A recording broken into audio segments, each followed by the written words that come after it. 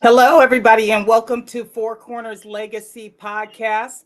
I'm your host, Miss Mai Mai, and we are on episode 13 today, joining you. And we got a lot to talk about, so let's get started. What's What's up? up, everybody? Hey, what's happening? Yeah, it's Valley Uno in the house. You already know. Yeah, so kicking it off this week, we got some interesting stuff in the news going on right now. Talked a little bit about before with some other pictures, something that was deemed as questionable by a lot of people about the boy Jonathan Majors, and he done made his way back into news again. And yeah, so we're gonna talk a little bit about Mr. Majors and what he's got going on currently.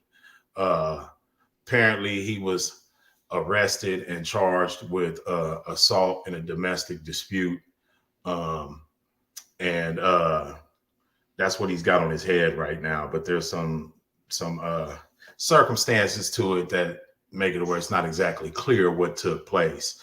And I guess according to his attorney, they have evidence that would prove that he was actually the one that was the victim of an assault, and that there were some false claims made. They got witnesses that were there at the scene of the incident, the driver of one of the vehicles, as well as two other witnesses, and the so-called victim has allegedly recanted her statement. So yeah, he was arrested. He's got himself in a little bit of trouble, but apparently it's not as simple as it seems. You know, it was some It never is. It some never is. underhanded shit going on, and you know, trying to get the brother locked up when, in all actuality, it looks like she might have been the assailant, for lack of a better term.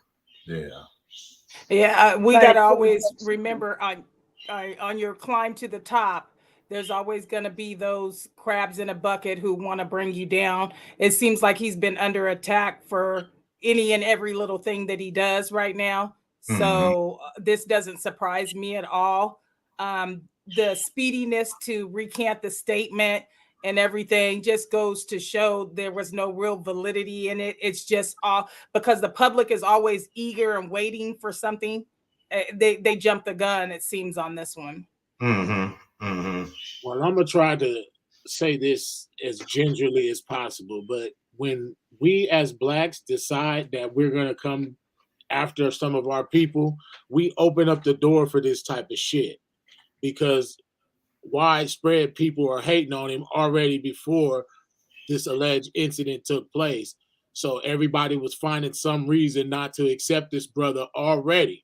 And it was us as black folks. We was the ones looking for any and all reasons to not accept this brother. Oh, he leaning the wrong way in this picture. He's saucy, he's zesty and all this shit because we want to say all these cute phrases.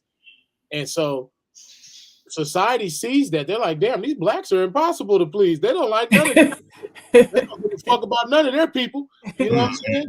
Mhm. And so that's what it boils down to. You know, we the ones that are giving these people the green light to take out our people.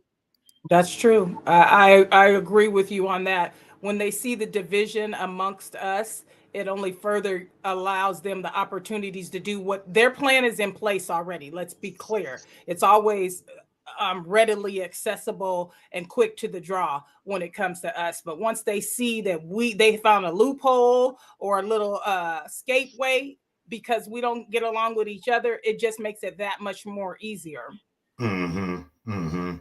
And you know, we got to be careful who we associate with. You know, sometimes the people who we're drawn to, that we like, and we, by associating with them, being involved with them, it can get us into circumstances like what he's dealing with right now. You know, obviously there was some sort of And it was his connectivity. girlfriend. It was Yeah, his girlfriend. right. So what I'm saying is there's obviously some level of connectivity between him and this individual, that he's allowed himself to be involved with her.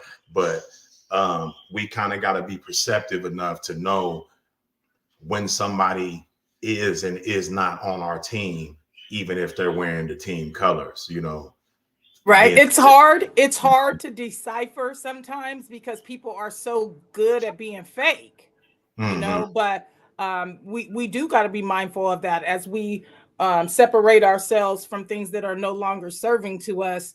Sometimes that's people too. And everybody is not going to the top with you. Everybody's not that's not their destiny. Sometimes it's your destiny. And we want to bring people with us. We want to bring people we love with us so bad that we have blindfolds on to see of actually who is worthy to go to the top with you. Sometimes you got to go by yourself and meet people once you get there. Yeah, but we always get, as black men, we get called out for that. Yeah. And I mean, you know, it ain't even necessarily about, you know, the trek to the top. It's just about progress, period. You know, Right. Whether or not you love somebody or if they love you, we're not even talking about just girlfriends and boyfriends, but friends, family members, all that.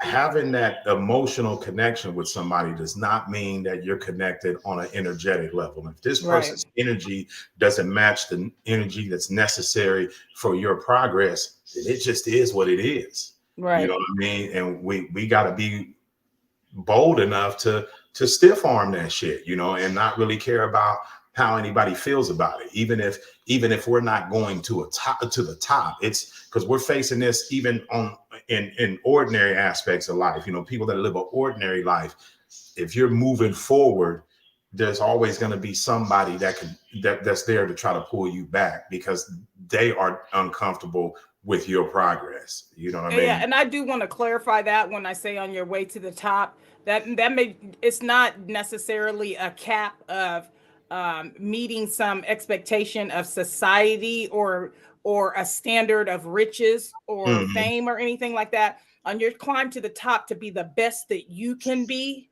that's what I mean by that. When we're trying to rise above, so that will put you on top. If you're trying to rise above all the things that are holding you down, sometimes dead weight is holding you down. There's a saying that says, if you want to see how high you can fly, let go of the things that are weighing you down. Yeah, I can feel that. Yeah, so I thought that was crazy when I ran across that. Like, man, you know, here he is making some traction in the industry. Right. You know, he's making some traction in the movie industry, and, you know, something like this winds up in his lap. You know what I mean? And that's what I meant when I said the people that do not match the energy. Yeah. To your personal progress. You know what I mean? Yeah. Yeah. There's always those haters out there. It was all over text messages or whatever. So apparently she had a problem with something he was texting somebody else, or he had a problem with something she was texting somebody. Something happened over some text messages, and here we are in national news. So that's pretty, I don't know. But as black folks, I call us, I think we got to do better, you know, and protect our own. You know, you see Donald Trump, you know, no matter what he does, no matter how he gets down, he got his supporters that are there. And that's somewhat gives him an untouchable status, you know what I'm saying? Because they know that people are willing to go to bat. They storm the White House and shit. You get one of like, yeah, that's true. So we can downplay that shit all we want, but when is the blacks ever storm the White House? Or when do we stand up for the people we believe in like that? Well, when we do, we get shot down, though. That's the thing. We face a lot more repercussions. Shot down too. Yeah, well, I mean, that's what I'm saying, but we face more repercussions. Had those have been all black people who stormed the White House, best believe it would have been a different. Oh, they wouldn't even have made it that same day. Even the man who was heroic in trying to stop people from getting in the White House, he was a black man, you know, but he was one black man instead of being held as a hero. You know what I mean? It doesn't look that way. It doesn't come out that way. Yeah, but I think that can be taken in a twofold thing. Oh, if we stand up, we get shot down. But black people We're as shot down anyway. black people as a collective aren't afraid to shoot each other down. So I'm gonna call it what Right. it is. Yeah. Deep down, niggas are scared of white folks. Yeah. Yeah. I said it. I see that all the time. You deep down, niggas are scared of white folks. Because we ain't got no problem rushing each other's spots. Right. That You is know what I true. mean? Like, True. we got balls of steel when it comes to that. But when it comes to something that's actually got some real purpose and meaning behind it, suddenly everybody's throwing their hands in. You know what I mean? Everybody got to get right. Gangsters, Yeah. it doesn't matter who they are. They all got to get right when it comes to that. Mm-hmm. We not finna storm no White House, nigga. Right. Well, hey, look, I'm the most thugged out nigga on the planet, but I ain't Right. storming the White House. Right. Mm-hmm. Crazy. Yeah, and I think that that really kind of sets the stage for one of the things that I wanted to talk about as far as an adjustment that needs to be made on the part of black men in general.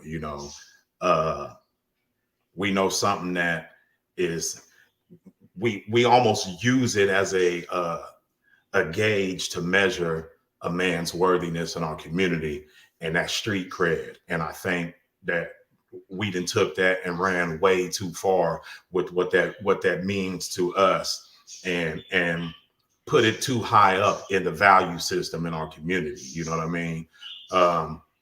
Y'all have heard me say it. I think it's time for us to be focused on man cred, to hell with street cred, because what does that really mean if it's only being utilized to tear down each other, to harm each other, kill each other, rob each other, Right. What sort of credibility is that? That's not credibility. And that's the thing for the topic today. I like how you eased into that, because it's how to recognize the need for change. And that's something we need to change. Mm-hmm. Street cred to who? I mean, to a bunch of people who barely are getting by and don't have anything, or even for those who supposedly have made it, to look showing off in front of somebody or pretending to be something that you're not, or looking for someone else's approval. It's not going to do you any good in the end. You gotta love yourself enough. That's the bottom line. Yeah, no doubt.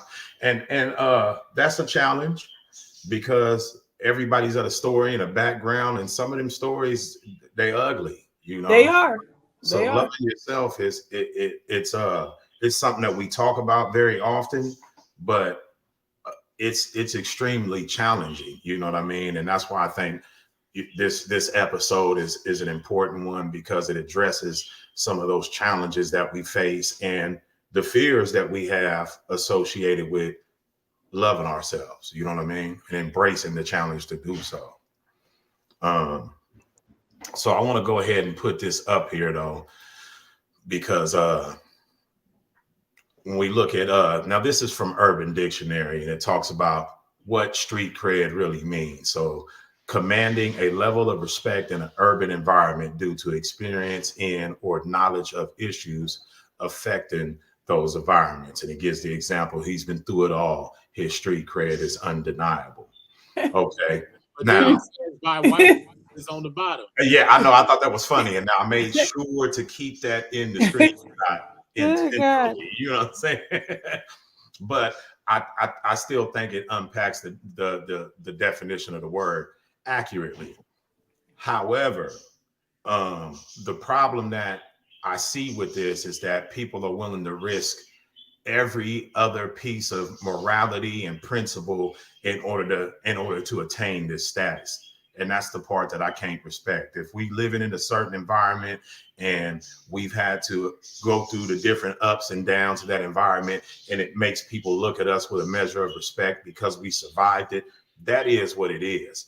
But to put everything on the line just to be able to wear this title, I can't feel that, because I think there's more layers to street cred than just surviving the streets, So I was reading an article. Now this was about some a woman that was in some field of, she was a doctor of some sort, and the thing that stuck out to me is when she was talking about street cred, she talked about having a sense of community responsibility, and she coined that as street cred, you know. And that when she was talking about, she developed her street cred by work living in the same community as the patients that she worked with. You know what I mean? So sometimes just being tangible and being reachable to people in that community in your efforts to uphold your responsibility to the community, you can get some street cred. And I think that's a form of street cred that is to be respected, you know. Absolutely. Honorable form of street cred. Is how credible are you in the streets if you can't say, hey, look, man, we've been killing since 1991. Let's go ahead and call this shit off, bro. Water under the bridge at this point. We ain't done up but tear down our community. We got 475 members in jail, 365 in the cemetery. You know what I'm saying? I think enough is enough. You know, let's go ahead and call this shit off. Well, and by actually living in the community, she became one of them. You know what I mean? So she wasn't saying, I'm too good for this. It didn't matter where she came from. She was ready to. That's getting in the mud to me with the people who you are caring for, because how can you be there and be a believable source of help if you can't relate to the struggle? If you're living amongst the community, you see this day-to-day struggle. You understand it better. Also though, coming in from the outside looking in, you'll be able to diagnose some things that people inside can't see. So yes, it has to be eyes on the outside too, because some of the things we overlook because we're inside, somebody on the outside isn't going to overlook those things. That's true. That's why it's supposed to be a committee, a group of people, not just one. And you know, everybody has their talents or abilities, to, you know, whatever you want to call it, that they can use to contribute to the community. But by being, you know, at the ground level, then it makes your message to be received more. You get a better reception of your message, because it's not, now your message isn't it's not condescending. We're not looking down on somebody as we offer our contribution to the community. It's being done on a more lateral basis, you know what I mean, versus somebody that comes in only when it's time to shine the light on what it is they're doing, and they use the community to be their audience. You know what I mean? That's foolery, in my opinion. You know, that's not the type of street cred we're looking for. Oh, look, man, let me show up over here and show everybody what I've been doing, and then bounce out and act like, you know, they don't even exist no more after that. Right. Yeah. I think that's a good point. All valid points. Street credibility. That's why Nipsey was so important. It's because the bigger he got, the bigger the community that he came from got. The impact on the community. Yeah, it wasn't just, oh, I got this money and this chain and this Bentley and this big ass house over here in the cuts, and, you know, thanks for supporting me, but, you know, whatever you guys is going through, you on your own. I think one of the things that was big about Nipsey too is that his crew, that they all had individual goals, individual projects that they were working on, but they knew that he had the keys, so they weren't afraid to put their stuff on the back and support everything that he had going on, because they understood the concept that if he gets through that door, then everybody else was coming along with him. And so sometimes, you know, you have to be willing to do that. And that, to me, that was street cred right there. They weren't concerned about self. They were concerned about the bigger picture, which was the community. Once he kicked that Puma deal through the door, everybody was in them Pumas on that poster. It didn't matter that he was the big face of the deal. You know, we all got on these joggers and these shoes and the percentage of this pie too. And just the way the deal was structured was a team movement. You know, it wasn't enough to say, okay, we're going to take this endorsement. The way they structured the deal was that, you know, every 12 months, y'all got to do a collab with my team. You know what I mean? So that's when you see the Puma Nipsey version or whatever, however you want to call it. You know what I mean? The Puma Marathon, that is written into the contract that they had. So that way the team is not just hanging on the coattails of Puma, but it's actually a collab, you know, with their brand. You know what I mean? I watched a interview where they these brothers interviewed like the whole little All Money In team recently. So after Nipsey's passing, and they were talking about the acquisition of the new Marathon store that they have. And what I thought was dope is when they were doing the interview with all the different members of the team, you could see that and Black Sam had even said it, that, you know, Nipsey was the face of the movement and the team, but there was so many times where he was not the one that was really spearheading the particular knowledge and information on this move. Like, so, and the reason why I thought that was dope is even though everybody was looking to him, he never got to a point where he felt like his counterparts' input wasn't valid, like it wasn't necessary. Right. You know what I mean? He understood his strengths and weaknesses, and he moved in a way that benefited the team, you know, and I just really respected that. Yeah, that's very respectable. He had a two heads is better than one mentality. Mm-hmm. Mm-hmm. Yeah. Well, there's definitely strength in numbers, and everybody's got a role to play. And if you know that he was good with not just the lyrics of the song, but good at expressing himself, then everybody feeding into that, everybody playing a part, giving him information so that he could talk about it, giving him, everybody played a part. Although he was the face, as you say, everybody's part was played. We didn't see the background. And sometimes you got to be willing to be in the background in order, you're still on the forefront. Do you get what I'm saying? They still were on the forefront. They just were in the background. Right. Well, yeah, you knew who was important because he kept them around through the whole process. You know? And you know, it's unfortunate because, you know, by him getting done the way he got done, basically it ended that era. I mean, there will still be fruits from the labor that he put in and all that, but let's face it, who's gonna come around and replace Nipsey in the West Coast? He was so authentic and he was genuine about everything he did, you know, and there's not no one out there right now who can match that. You know? Nipsey is like how it was when we lost Pac, but even on a greater level. Right, because he had the ability to not waver the way in the ways that Pac did, but it was a different set of times too when he came up versus how to get your music out there, and he didn't necessarily have to sell his soul to the devil in order to get the deal, you know, or to get the music out there. Versus, I feel like Pac, part of his problem is he had to latch on to Death Row to get out of jail, to, you know, so there were some other factors. That was his downfall. Ultimately, was signing with Death Row was his downfall. But he wanted to get out of jail. He wanted to get the music out. That's why I said there was just different factors when it came to Nip, but the same concept of importance to the people, which is obvious that wasn't, none of it was an accident. And when you look at it like that, you look at the importance that it played to the community, to the people, somebody to get those things out to us, to speak on our behalf as a culture. Yeah, it was important. Yeah.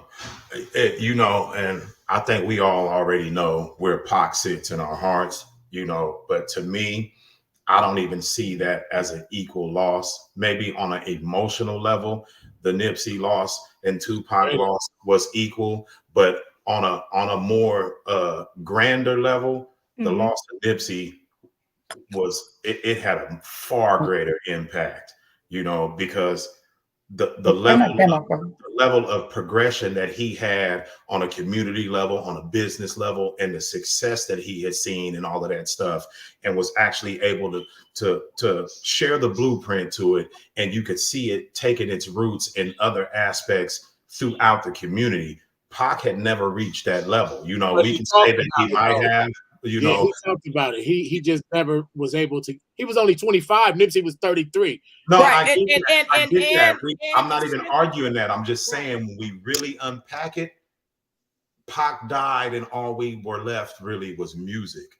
When Nipsey died, there's pieces of his legacy that are still functioning and in place right now at this moment. Right, You know? but its key word is the importance of the team that was around him. That's how it Mhm. was able to happen, because of the team that was around him, the Mhm. team that he had, His the brother people was that were pulling a near and lot of dear. those strings. The big bro was pulling a lot of them strings because Absolutely. he had sat up and buried himself in business and figuring out how these business machines worked, and and all that trickled down. And Nipsey was like, you know what, that sounds like a good move. Mhm. Mm-hmm. Mm-hmm. Mhm. Yeah, no doubt. No doubt. So I mean, I still think it ties in though to the street cred piece. And the reason why I say that is because we think about ultimately uh, and not just those two. We ain't gonna act like it's just them, but there's been a lot of rappers, music icons in the rap industry that have been taken out due related to street shit, and it really comes down to the people who were pulling off these acts having their focus on being credible to whoever it is they claim to be in the streets. You know what I mean? And that trickles down to the community level because we got people listening, and our minds can and usually will be influenced to think that this is what it's supposed to be. You know what I mean? But if you really look at it, the rap community is a very, very, very small portion of the entire population of Black people. So when we look at this here, talking about as of 2020, there's roughly 42 million Blacks in the United States. If you took every single rapper that has ever existed since the inception of hip hop all the way till now, it's still only going to amount to a fraction of this number right here. So then they calls the question, why are we allowing this, very minimal portion of people influence the way of thinking for a larger portion of this number? It comes down to fuck street cred. It can't be of the importance that we've given it all these years. We've seen the effects. It's time to move on from that shit. It don't matter. Yeah. Yes, it doesn't. And Well, a lot of people will disagree, but money doesn't matter, because if money is going to keep giving us these results that we've been seeing, then it's obvious that that's not something that Black people are capable of focusing on without tearing apart their community. Mm-hmm. Mm-hmm. Well, I wanted to also make note that a lot of the record labels have removed signing R&B artists. If you think about it, because I had a playlist that I played going to Charlotte this weekend, and I was talking to one of my nieces about it, and I was saying how R&B played a big role. If you click the 90s and R&B, the type of music that was out there. And I think record labels are giving record contracts to people who will continue to fulfill that image that they want to set forth to destroy us. It's not by accident that R&B has taken a backburner. It's like, if you think about where music has came to and how it continues to evolve, they're moving it out of that. R&B is being moved to the side so they can push the narrative. Of course, it's you'll been never blended into hip hop is what it is. You'll never have like Kid and Play were dancing and kicking each other's feet. Right. They all were in there jamming and rubbing shoulders and good old good-hearted fun. You'll never have that in this generation now because of what you said. They've extracted the good-heartedness out of us, and now it's all negative. Whoever got the most guns in this video, let's sign him, because if he dies, we're still going to get paid because of the death clause in this contract. Mm-hmm. And if he lives and he carries a gun, then somebody's going to want to mimic him and do the job that we want done. So It's the same thing. Yeah. Mm-hmm. Mm-hmm. And even though that's a valid point, I still think it comes back to what are we choosing to do? Because all those record execs are doing is playing on the hearts and the minds of the quote unquote listeners. You know what I mean? Yeah. And they're not of color either. They're not of color at all. Over 60% of the people who buy rap music aren't black. Right. Right. Over And 60%. And so also you have to take into consideration, because there's a number of big record labels that are owned by black people, and they're doing the same shit. So Yeah. you know, it's like, man, who's in a position to change the narrative? You know, And that's what I want to know.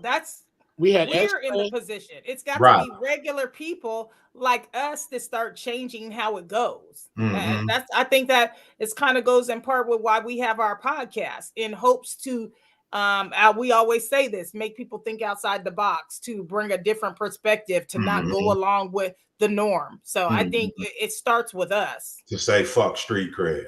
Well, we had Fight the Power, we had Yes.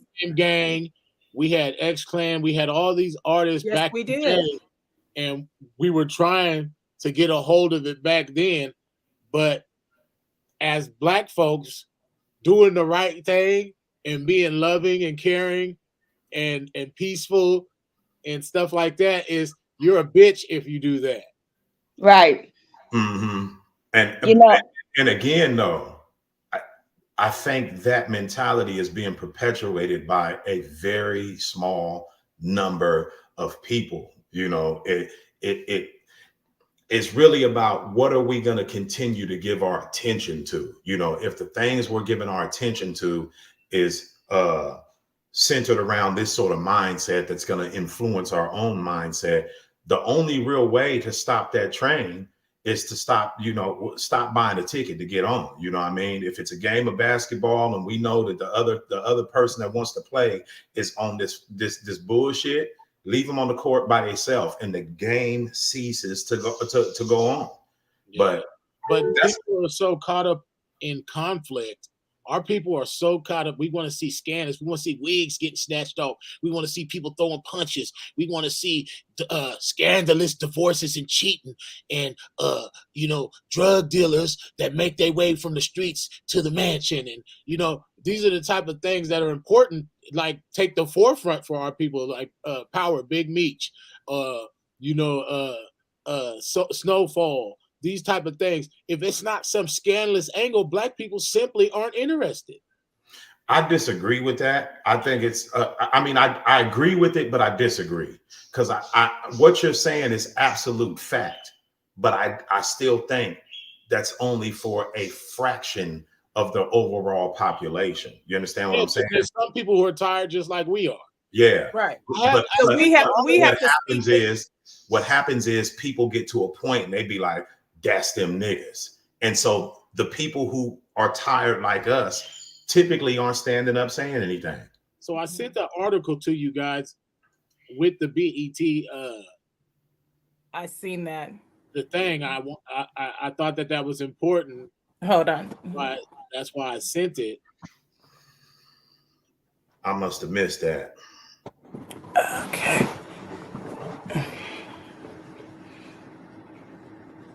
So what was it talking about?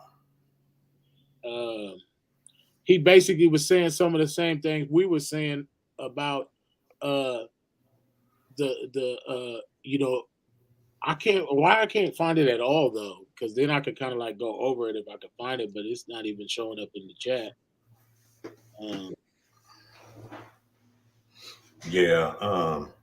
Let me see. Four Corners.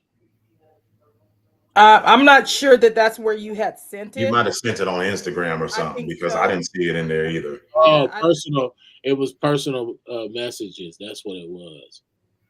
Okay, hold on a second.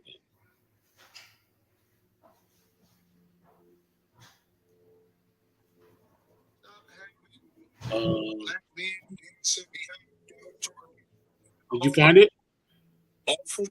Go ahead and play. It's on Instagram. Go ahead and play it. Huh? Go ahead and play it.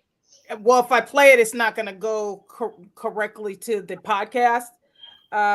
We can get is it an audio? Yeah, it's an audio.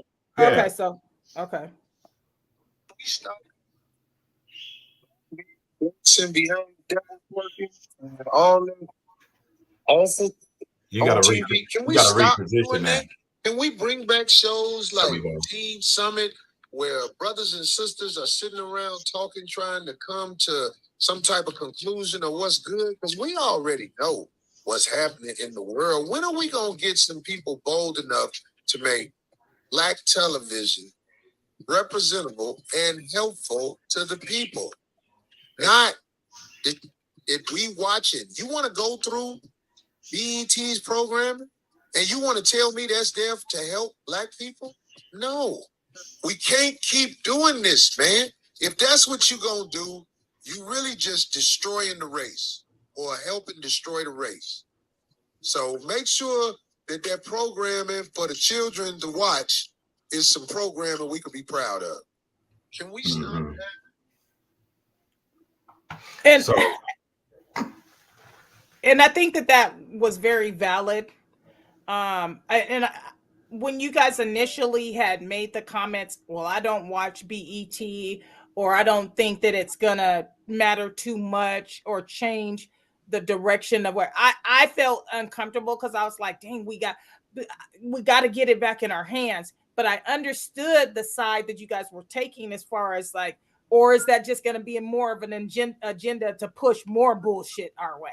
You know, so that's the importance of it, is trying to find something that is that we consider this newsworthy, that's not going to be sabotaging our people at the same time. Do we have to sell our souls? You know, and there is a lot of devil worshiping. There is a lot of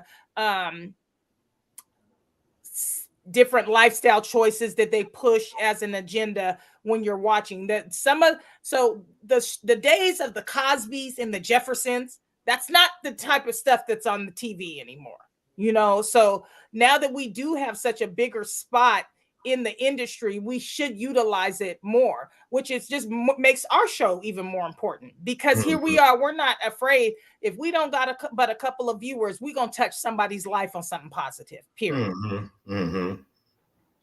Well, it's just like I said, the reason why we don't have viewers right now is because we're not talking about the scandalous and the you know, that's what draws our people in. Our people are simply drawn into that, you know, and if it's not, you know, if it's not acting ignorant. yeah, if it's not a bunch of negativity and bullshit, you know, let's face it, Black.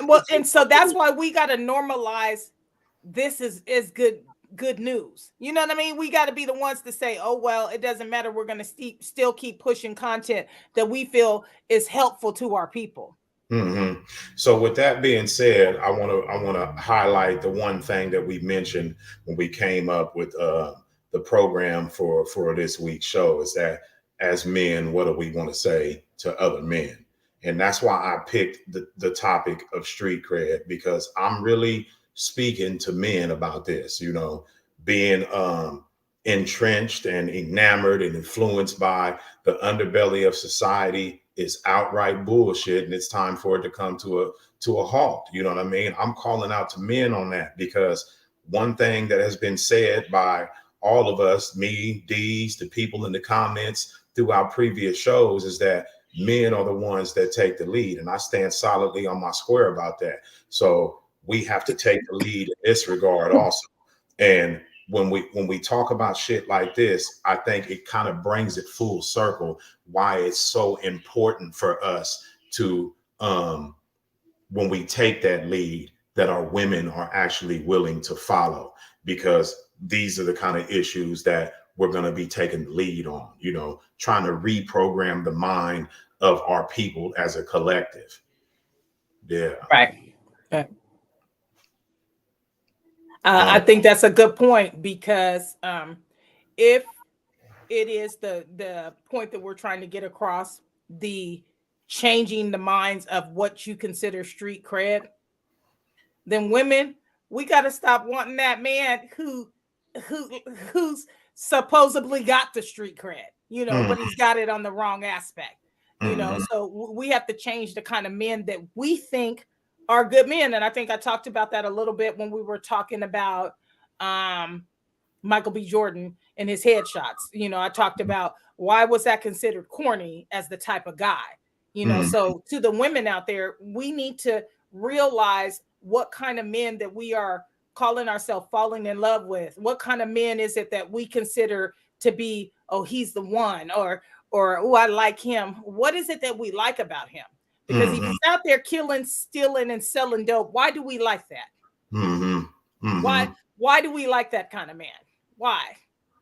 I think it's safe to say that they probably just like the benefits of being with him, because if you think about street cred and a dude being a gangster from that lifestyle and has demonstrated a willingness to commit violence, that translates into security in the mind of a woman. So they probably don't really like what he's doing, but they like the benefit of the security he provides, whether it be physical security or the financial security from the lifestyle he's living that brings in, you know, beyond average money. And that's okay. So I would like to shout out then scream to the rooftops to the women. Then just remember, the same things that make you laugh will make you cry. So while you're out here loving on a man that is out here in the game, remember that the jails don't stop at the women. Okay, that you can very well be in an orange jumpsuit right next to his ass. Okay, and that conspiracy means knowledge of or involvement with. So don't. It's all cute until somebody goes down, and then if you're basing your whole life's greatness on him and his income, his wild life, remember it can turn on you as well. That same violence that's in the streets can come into your home. The same cops that you're running from, the same hood niggas that want to kill him, they could kill you and your kids too. So let's stop making that so exciting, because there's a flip side to it. I've lived it. I've been on the other side of that coin. When that door comes down, they don't stop and go, oh, I only want him. No, you're going to. Absolutely. And I want to be clear on something that I'm saying. You know, I am not bashing dudes with street cred. That is not what I'm getting at, you know, and I don't want the message to come across that way, because I understand that there are people that come from a street related lifestyle that are solid men as of now. It's in their background, and those dudes have become solid men throughout the course of their life. So it's not to say that if a guy has street cred that he's a forever nobody.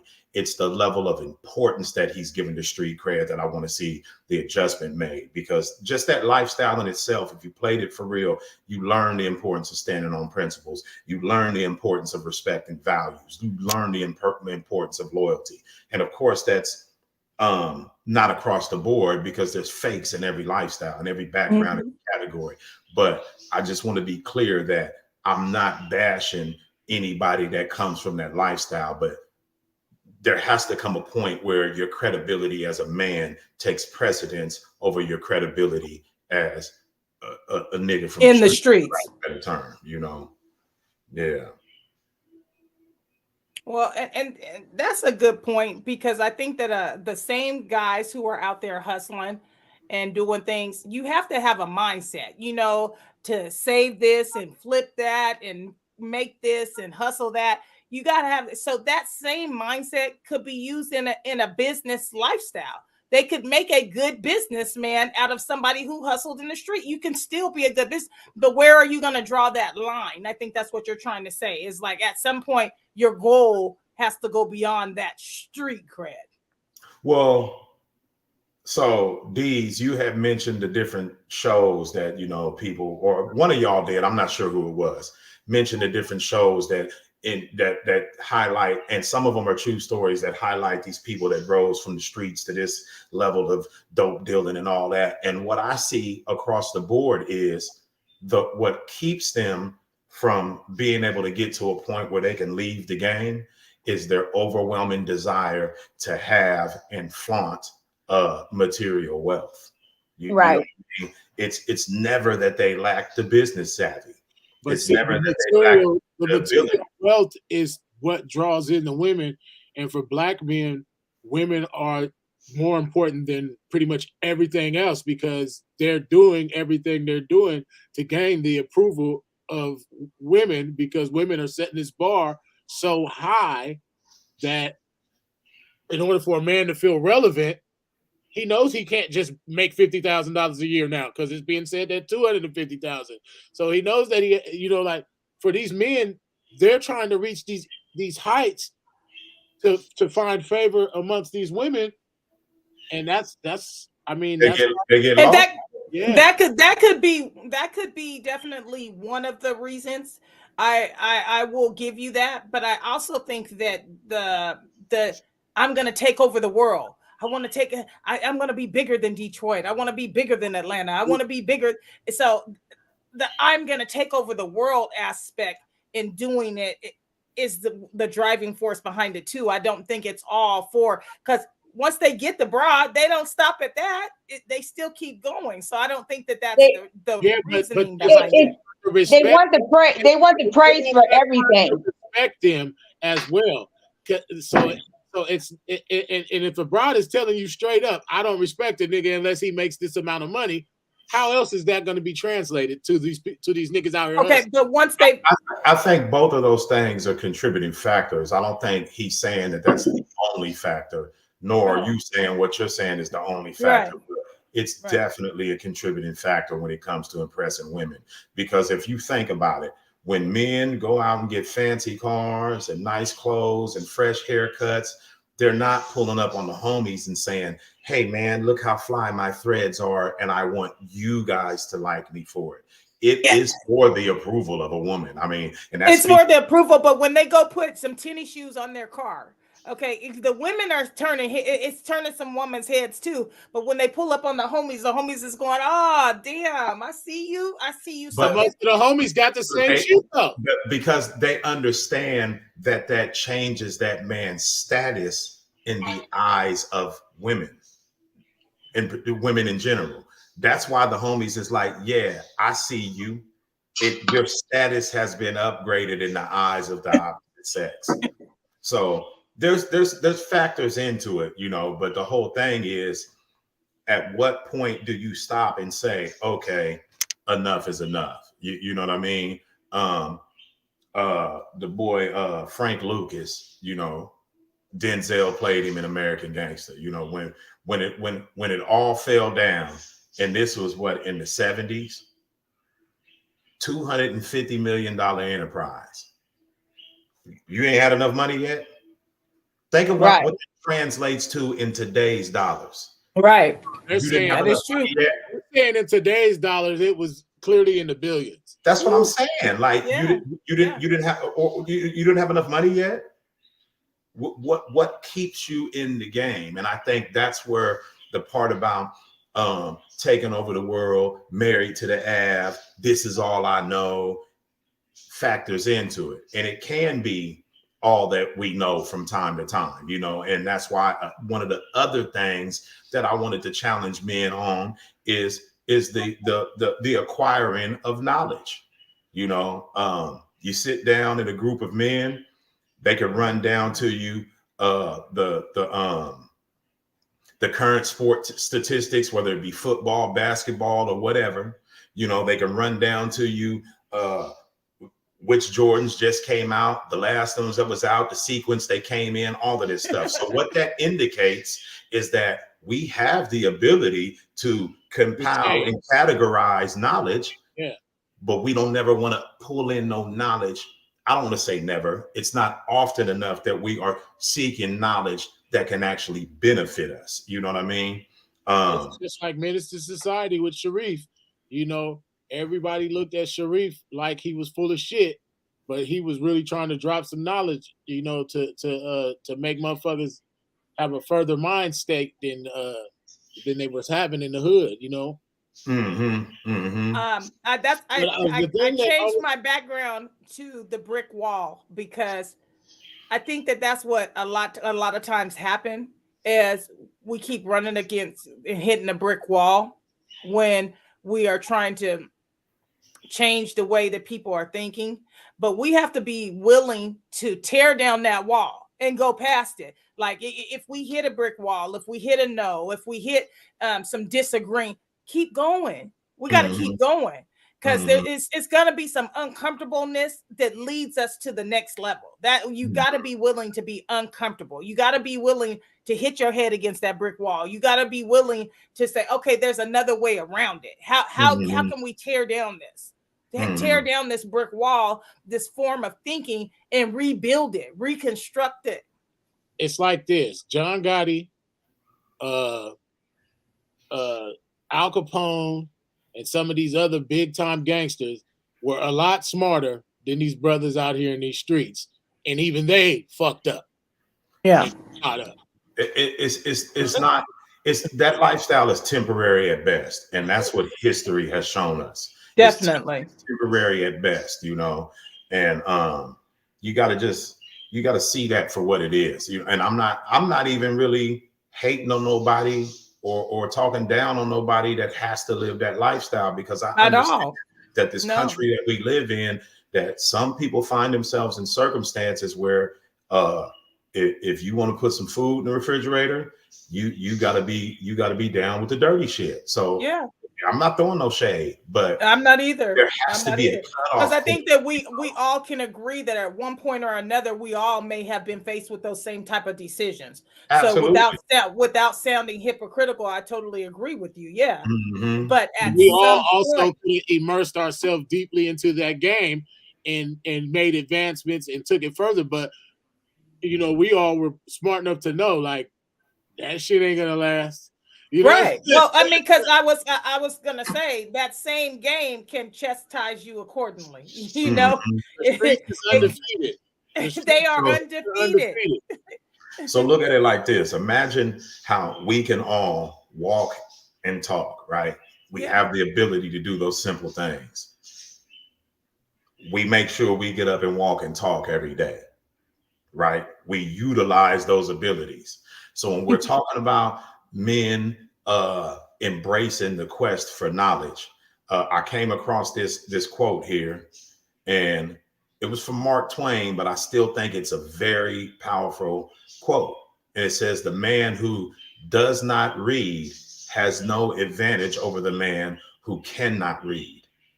So the fact you're both illiterate. The fact that we have the ability and we're refusing, because it's a literal refusal. If we got the ability, we're refusing to put it into practice. Yeah, we're the same as somebody who opens a book and can't read it, you know. And we've heard it all our lives. Knowledge is power. You know, if we want to have a position of power in our community, we have to have a wealth of knowledge that's actually worthy of something. And as cool as it is that people can remember, you know, the sports shit and the shit about the tennis shoes and we can recite, you know, our favorite hip hop verses, all of that is cool. But to me, it's just an indication that we have the ability to obtain other knowledge and retain that knowledge so that we can utilize it on a community level and get some, how did you say it earlier? Honorable form of street cred. Yeah. Yeah, I agree with you. I one of the things, and I don't want to cut you off. Street cred is definitely important. One of the things that I have to mention towards the women, and we'll cover that when it's time, but it relates to that as well. Like it just at some point abandoning a thought process that doesn't work for you in the end. That's just all it boils down to. Abandon a thought process that doesn't work for you. It's not good for you or those you love. If we talk about breaking generational curses, we talk about a thought process that led up to that, right? We're no longer in those times. So it's easy for, like you said, read. Find a way. If you don't have the information and you find yourself like, I don't know how to change, there's some information somewhere available to help you change. Right. But instead, we're looking at booty clapping on Instagram. And I'm glad you said that, because that was one of the things I wanted to say. And again, we can go back to street cred, but that was one of the things that just tears me up, is that every time I turn around, it's so annoying. And it's not because I don't know how to twerk. It's because we are saturated in twerk. What in the fuck is going on with twerk? Like, it drives me crazy that that's all females want to do. Even homegirls out at the club with their friends, they're twerking on their friends. I'm gonna And then turn they're my saying, genitals they're saying that around. they're not gay. You're I'm not gonna gay. turn You're my not genitals bisexual. around in front of the camera. As soon in a lot of the artists, the females artists. Now let's just say this for the record. I come from a Queen Latifah era, a Little Kim era. I come from a Foxy Brown era, MC Light era. Okay, so women in hip Salt and Pepper. They Women wasn't in doing hip none of hop. that. They wasn't doing none of that. And so a Little Kim is the only one, you and maybe Foxy Brown a little bit. A little bit, but even they're still, the start of what we see right now. right? Yeah, Okay, yeah. maybe the start. But what I'm saying is, I come from a so those are the people who kicked down the door for women to have a place in hip hop, right? Right. And so now that there's a whole market available to you, All you wanna do everybody is show your wants to twerk. All we're doing is twerking. So everybody has a bodysuit on of some sort. You know what I mean? Like, whatever outfit it is, it's just a bodysuit. You know what I mean? Like, whether it's shimmery, whether it's a thong, but it's just some sort of small attire. And the whole objective is make it clap. I don't understand that. So my thing to women is, can we, is it been enough twerk? Has it been enough twerking? Can we stop being trashy? It's trashy. And men are never gonna look at a woman that's twerking and say that she is the epitome of innocence. And I'm gonna say no one's gonna say she's the epitome of innocence. And what happened to the mindset that a lady in the street and a freak in the sheets? You know, like, what happened to that?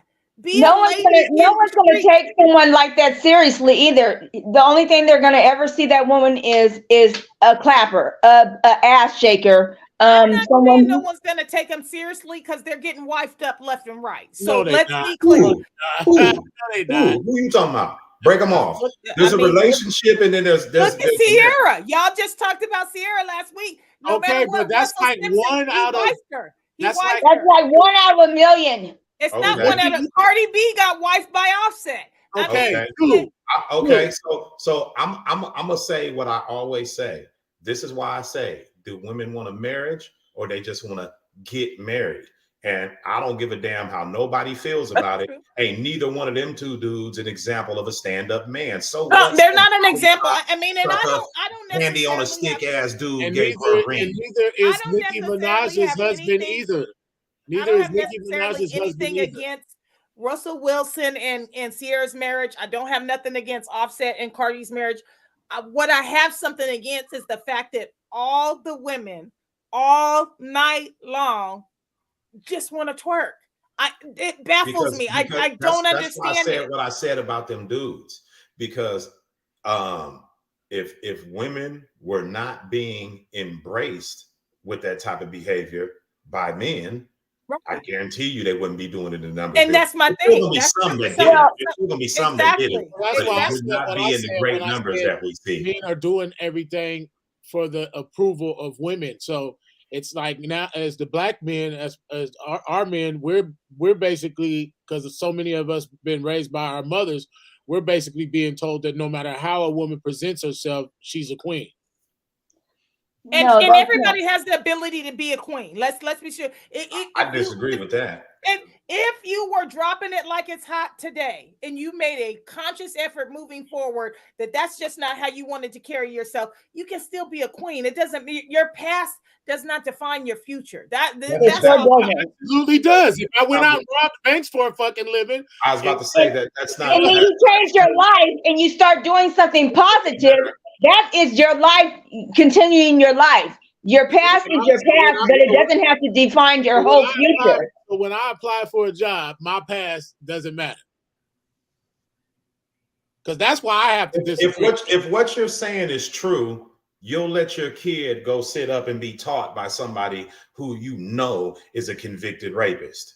We can't abandon principle because it doesn't align with how we feel. Because if past didn't matter, you let your kid go sit up with a teacher's a convicted rapist, and we know you're not going to do that because a person's background has a bearing on how we view them. It doesn't matter if we're talking about women being queens or men being kings. Being a rapist or a child molester is not the same as dancing and shaking your ass. Exactly. Like I just can't. It's the principle that is the same. It's not the same though. Okay. And just because someone shakes their ass doesn't mean that they are not a person who can strive. Can you hear me out? The principle of the matter is a background plays a part in how people see you. It doesn't matter what is in the background. You cannot deny that a person's background, when it is knowledgeable, plays a part in how people see you. Period. It doesn't matter how you feel about it. That is a fact. And I just gave that example. Okay, it plays a part. I gave the example not as a comparison, but to show you that you have already decided that a background plays a part in how you view people. You're just choosing to abandon the principle when we talk about female promiscuity. That's what I'm getting at. It matters. I make sure that off camera we address this when we have our close today, because I do have something to say, but it's not. It isn't something that we should address on camera. No, but doubt. I just want to say again that to the women, please stop making that all that you're about. I just don't like that. It's not necessary. It's not necessary. All you're about if you want to be viewed as more. Right. What we need to start concentrating on is not people who are rappers and singers and superstars and football players. We need to start concentrating on the people who are in our communities, women and men that are doing positive things in our communities, and start giving their name some praise instead of Cardi B or whoever. And I love Cardi and I love her with her funny talking ass and everything, all that. But people need to start praising regular people, giving regular people more credit for what they do. You know, it's a lot of people I agree. What I was saying though, it's because our people, regular people, like if we were to look at a post right now on Instagram and it said something about somebody, and then you chime in on the post, if you're not some rich, great looking, established financially type motherfucker, your opinion basically doesn't matter to our people. Right. I'm gonna say this. I'm gonna say this. A couple of about maybe 10 years ago or maybe a little bit longer, there was this Black art museum here in Sacramento, and they were showcasing Black artists here in Sacramento, and it didn't take off because it was not supported by our people. But now we have Louis Vuitton. Huh? If it had been Louis Vuitton or something like that. Yeah, somebody. But now, and not no disrespect to anybody of Mexican American or Indian American, but they have these same art forms that have taken off and done great because they have a backing of their people, and it's because they are recognizing the little people. We have to start. And now they're getting deals with Modelo and Corona. Right. You know? Yeah. I get what you're saying, sis. Wholeheartedly. I totally agree that we have to support change by the people who are not in the limelight. I agree. Like I'm working, like right now, I'm working on paying homage to people who are actually on the front lines. Like right now, I'm trying to channel my positiveness through my art and drawing and doing different arts and stuff. And so once I get my some of my pieces done, You got enough pieces to go right this second. I mean, No, even if I'm you saying- got one done, when you finish one, that's the thing. Sometimes we set goals beyond. Like if you complete no. Listen to what I'm saying. So when I will finish one, I probably might have one finished by our next podcast, hopefully. But once I do finish it, and then I finish more and more, I bet you not one of my people that of color will buy one of my artworks. It won't be anybody. Okay, I can relate to that because I didn't put out some music over the past 5 years, and Unless you got a gun showing in your video. I'm not even talking about. I'm saying people that I know. That's like, oh man, I didn't know you put this out. Where do I find your music? The same place you find any other music, you chap lip, nappy head motherfucker. I'm coming for you now. Because like, you know what I'm saying? Like, it's just a thing that like we have to understand that sometimes the art is about recognition. It's more or less an avenue of self-expression, you know. Yeah. If I put something out, I really don't care whether or not, because I have no aspirations to be some great rapper. It's more about being a profound artist at this point. You know what I mean? But you have to be settled with just being able to freely express yourself through your craft is success enough. Somebody gonna pick that up somewhere along the line and be influenced by it. Right. Right. Well, and that goes even deeper because okay, you're confident in yourself, your love of self. Your love of self allows you to feel joy from you completing a task that you set forth for yourself. Absolutely. Yeah. And that gives you in the future anything you set out to do. The more goals you accomplish, the more goals you accomplish. Right. Yeah, because your accomplishment add to your confidence. One of my key aspects that we had to come up with for our show today, and one of those was to love yourself and tell yourself, I love you and you are great and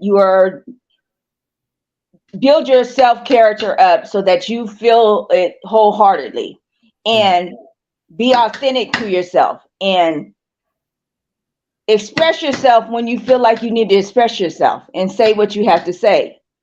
Just don't do it to where it hurts someone's feelings. Well, most importantly, somebody told if me you're putting out affirmations, if you put out affirmations for yourself every single day, if you put, post a whole bunch of post-its on your mirror. I am beautiful. I am worthy. I am love. I am peace. I am kind. I am motivated. The objective is for you to understand those things in yourself, right? Right. Once you understand that in yourself, it's gonna be exhibited in everything around you, right? So the hardest part is actually loving yourself through that and building yourself up to that point. It's not going to come from outside approval, just like Valley just said with his music. Like once he puts something out, never gonna. Even Snoop said that when he got his star in the fucking Hall of Fame, and some of these other brothers said the same thing. Ice-T, they said me. I congratulate me. I'm the motherfucker that put this motherfucking work in the trenches. I don't give a fuck about what anybody on the outside saying. At the end of the day, you have to know that it's for you, and you're the one that's staying the course. And you got to learn to, loving yourself and all that. That's important, but also knowing that whatever you came from, the mistakes you made, that shit is water under the motherfucking bridge. You know what I'm saying? Right. We are not defined as human beings like society tries to tell us that we're defined eternally by something. Man, I can move on from that shit. I don't give a fuck what you talking about. Right. Well, and that's the thing. That's a big part of it is understanding that part yourself. You have every day that you're up is a new day to reinvent yourself or change the qualities about yourself that you don't like. Anything about yourself that you don't like, you can change. You can reinvent yourself. Whether or not society bites into it, you got to believe it first. Well, see, here's something I want to throw out there. They're always gonna hate. That's what type of society we have right now, is hating, bashing society. Hear me out on this though. So, we hear the term that everything is energy, and I'm somebody that, to me, that's absolute fact. All things are connected. Okay. So when we're talking about art form, whether it be painting, music, anything that's of a creative nature, literary writings, whatever. These are all artistic expressions by people that are sharing our experience as human beings, or that have, experienced human beings, their lives as human beings from the time past. And so with that connectivity, it's a mirror being held up to us. What are we going to look at in the mirror?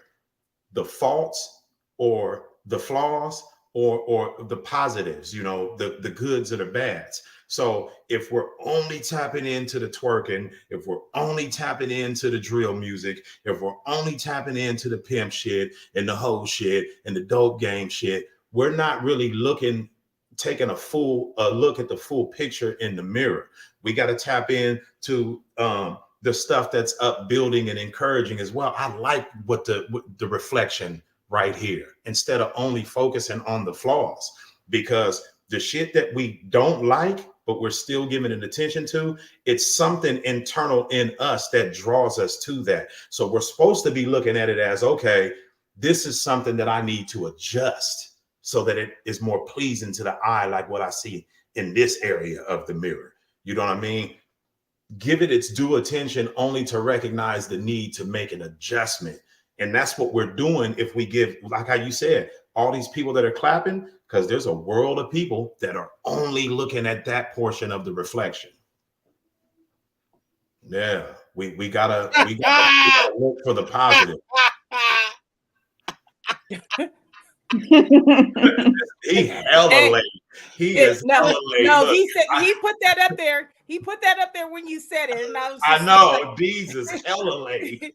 He just now seeing it. I've been had to hold in my laugh. But I mean, and that goes back to what you were saying, like, how much interest does a person really have? Because the same avenue where you can find the other artists that you are over there downloading their music, or that you're playing on the regular, that's the same place mine was. And so that's where that chapped lip, nappy headed, that came from the stomach, because it's like, what are you talking about? Where can you find it? Yeah, the same place you found everything else you were exactly looking for. It's like, come on, stop playing with me. Stop playing with me. Like, yeah, that it's hurtful and offensive. You know. Here's the point. I didn't graduate high school, but I got my GED. I didn't. There's been plenty of times I've had to go back and do things. They might not be like defining type things to other people, but to me, my motherfucking resume is gonna have checked on. You know what I'm saying? No, exactly.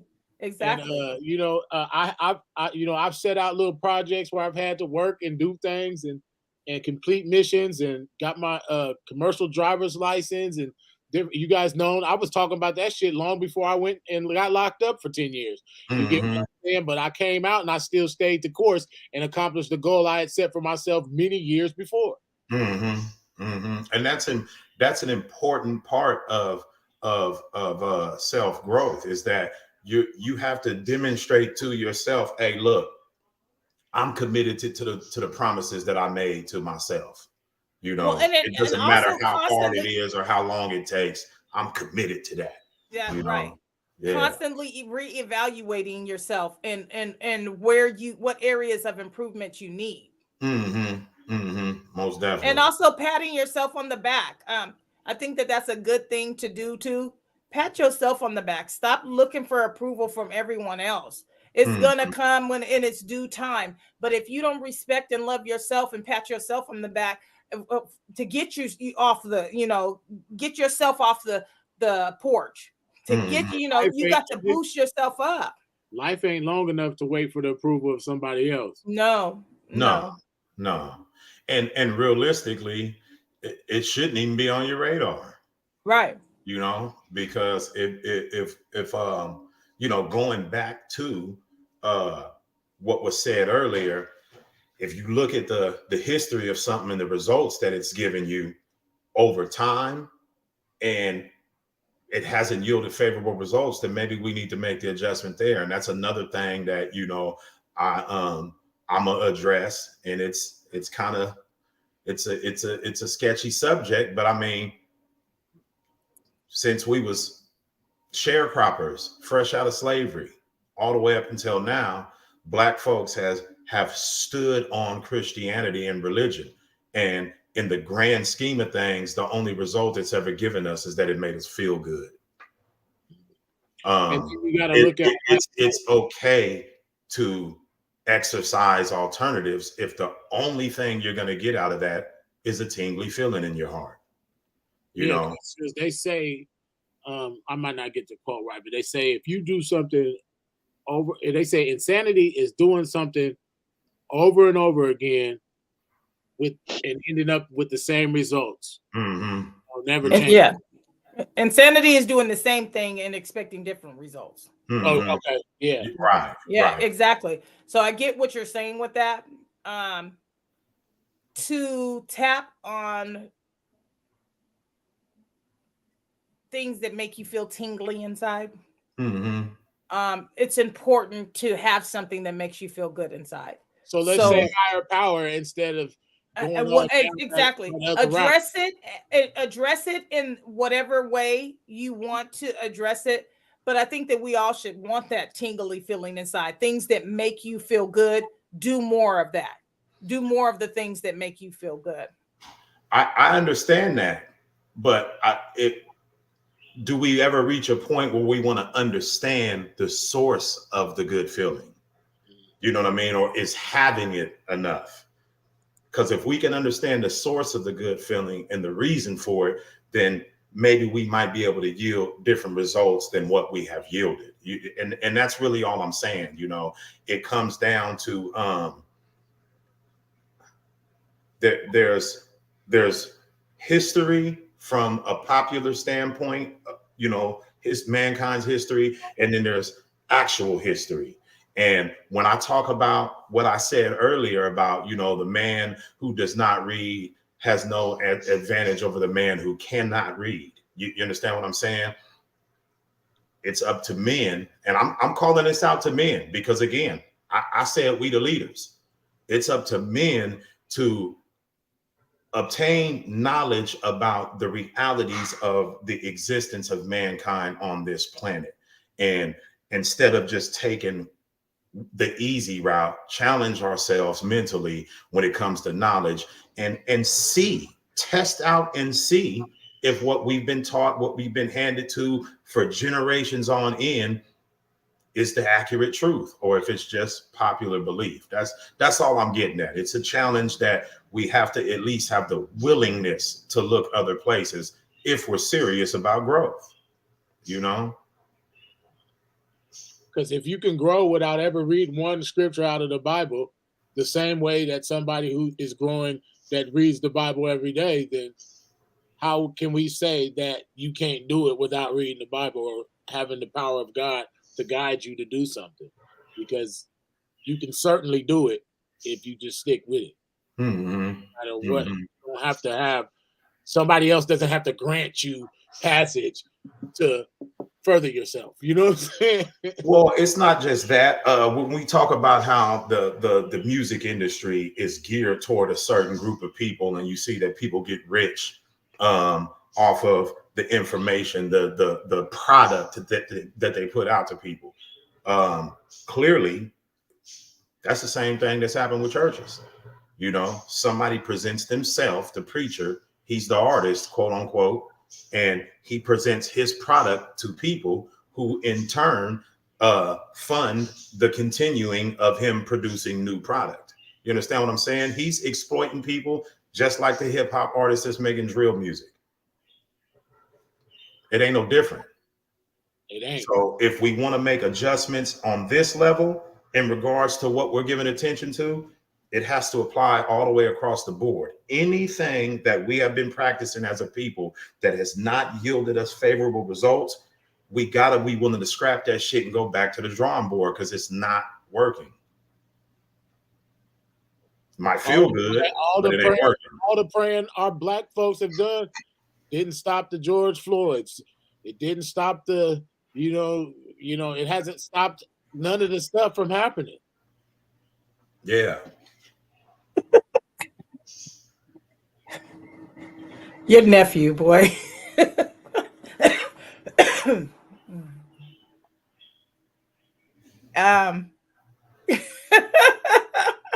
Y'all crazy. What did that boy say now? He's something else. Definitely. Yeah, and again, I ain't putting that out there to like well, it's not my aim to make somebody feel uncomfortable about their viewpoint on spiritual matters. It's just that I'm just saying that we can't be locked in just because this is what's the norm for us. Because if the norm ain't bringing it in, then maybe we need to do something abnormal. Truthfully, it's keeping us in submission because it's teaching us, sort of a turn the cheek mentality, and let people walk over you because Jesus did, or that these are the things that you're going to benefit from as a person if you're just, I don't know, man. I've struggled with it for a long time. I just fail to see how, praying to something that we can't even identify is the most important thing in our lives.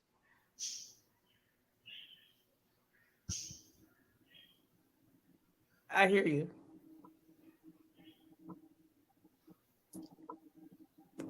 Well, it all starts with ourselves, and we have to take a look in the mirror. And sometimes it's hard to realize that what you're looking at is not the person you want to be. And you have to just, from that point, rise above your situation and do you. And it's sometimes it's hard to step out of your comfort zone. People get it in a rut, and it's just hard to get out of the comfort zone, and so they put it back on the back burner. But if you really want to be who you are, you have to just start loving yourself and stepping out and doing things and just being something that you're usually not.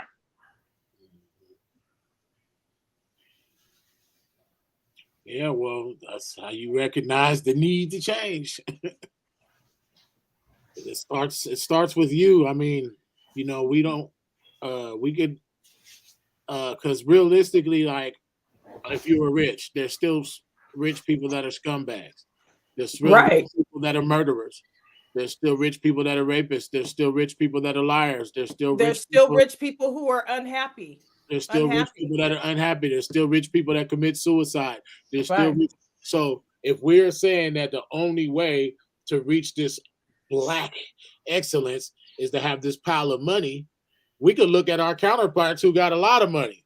White folks got a gang of money, and they're still on drugs, committing suicide, killing people, all this stuff, and they're rich as fuck.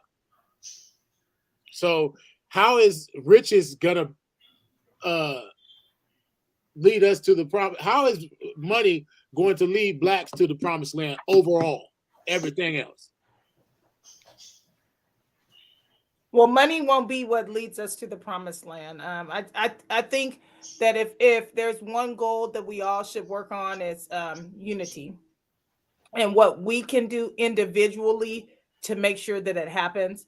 I think that it's going to take the collective to see the changes that we want to see start. So the changes start in our households, the changes start in our family, the changes start with us, and then they bleed into everything else. So I think that's a good starting place, is just within our homes, in our family, seeing our family as the community, as the collective, where if we can change the dynamics in our family as a whole, everybody splits up at some point during the day and goes their own separate ways, then it filters into other areas, but it has to start within our box. No doubt. Well, No doubt.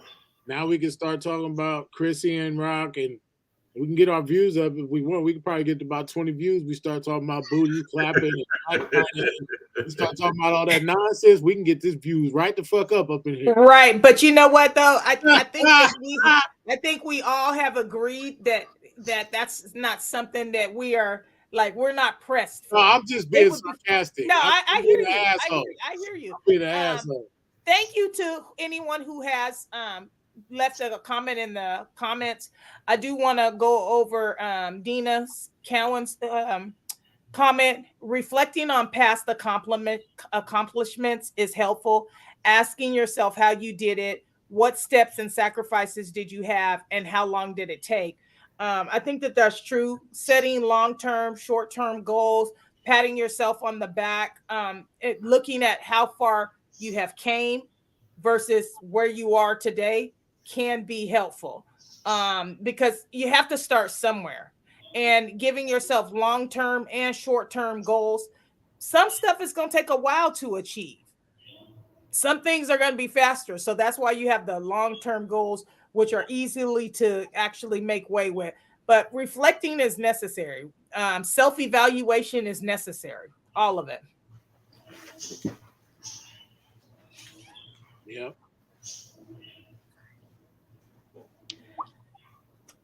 So, Tusab.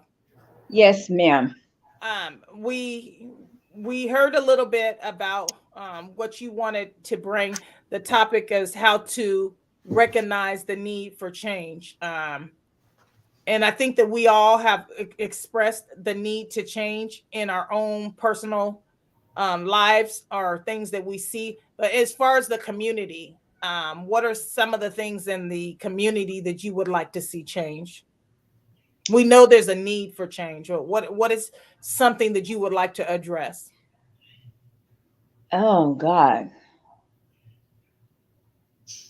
Let me ponder on that for a second. I know it's got to be some, like the recording that you played, it's got to be some places where children or people can go, where they could congregate and talk about just regular, ordinary things and are able to get along. You know, people used to have gatherings at other people's house, and the adults would play cards and the kids would be in other rooms playing, and and that's how it was more, we had more unity. And I think that's where we need to just have more structure, more gatherings. I mean, like I said once before, that if we did a movie in the park every third Sunday or something, showing some sort of good type movie or something, or just something in the motherfucking screen. Excuse me? It's gonna be holes all in the motherfucking screen. See, but that's the thing. Even though we know that can be the reality, we can't be married to that being the reality. Right. Be open to that, because let's face it, man. Even some of them, and I say some because there's just some outright dirt bags in that lifestyle, but there are some of them that they want to see a different reality. You know what I mean? But it takes somebody to be able to present it to them. Hey, man. Agreed. Well, also a smile goes a long way, and people don't smile anymore. And, if you're walking past someone, say hello to someone and say, how are you doing today? Or just recognize that they are a person instead of just a being that you're walking past. Acknowledge, people need to acknowledge people, instead of snooting their nose up to people. I mean, and this happens so much with Black women. They'll walk past and see another woman, and if she's not wearing or carrying a bag, or she's not driving this or that, then they snoot their nose up to her, and then that's not how it should be. And I don't know if it's the same for men. No, that's it's worse for men. It's worse for men because those same women you talking about, she could be driving a Toyota Camry, a brand new Toyota Camry, and I could be driving a Mercedes Benz that costs more than her Camry, but because she sees herself at the same level or past my level, simply because that's just, it's been blown out of proportion that unless I'm driving a Ferrari, I'm not eligible for this Camry, bitch. I think she was talking about men to men talking interaction. And I still think it's worse for men though, because it's not just a snarl. It's not just a snarl. I want to kill you. What you said, Tusav.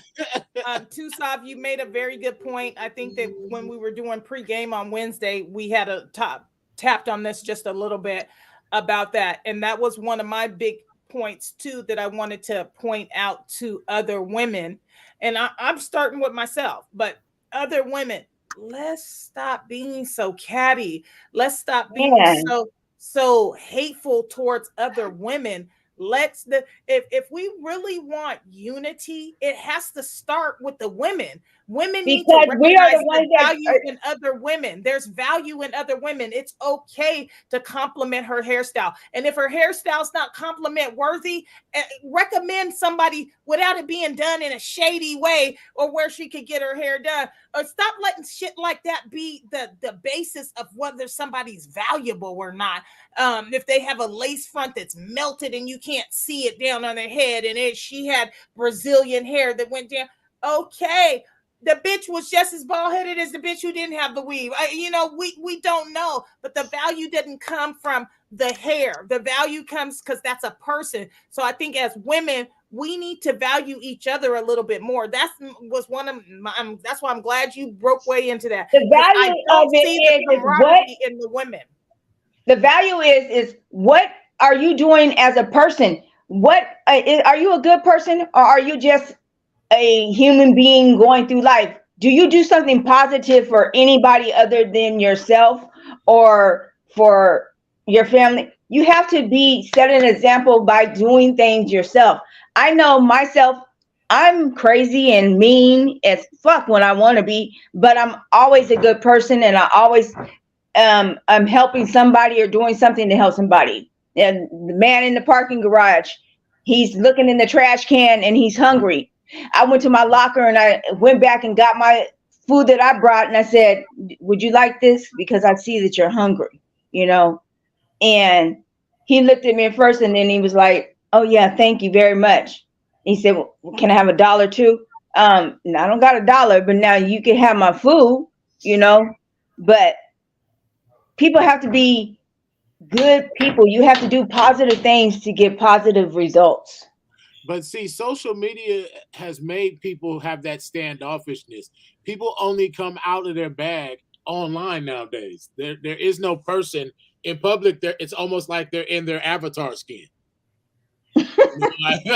like in public, motherfuckers is like, I don't deal with nothing in public. If I see anybody, if somebody breaks down in front of me, if somebody's fucking on the sidewalk, fucking having a seizure, if somebody, crashes through a goddamn building, I'm just gonna drive by. If I see a house burning down, like motherfuckers. That's so true. That's so true. I'm people don't care about people anymore. Instead of actually helping, I'm gonna record with my camera. Yeah, right. Yeah. So I think that's such a big part, because that camera they're recording with is the same device they could have used to call for help. Right. That's what makes that so big. I see this man getting his ass beat by 4 people. Let me record this so I can go viral on Instagram instead of calling 911.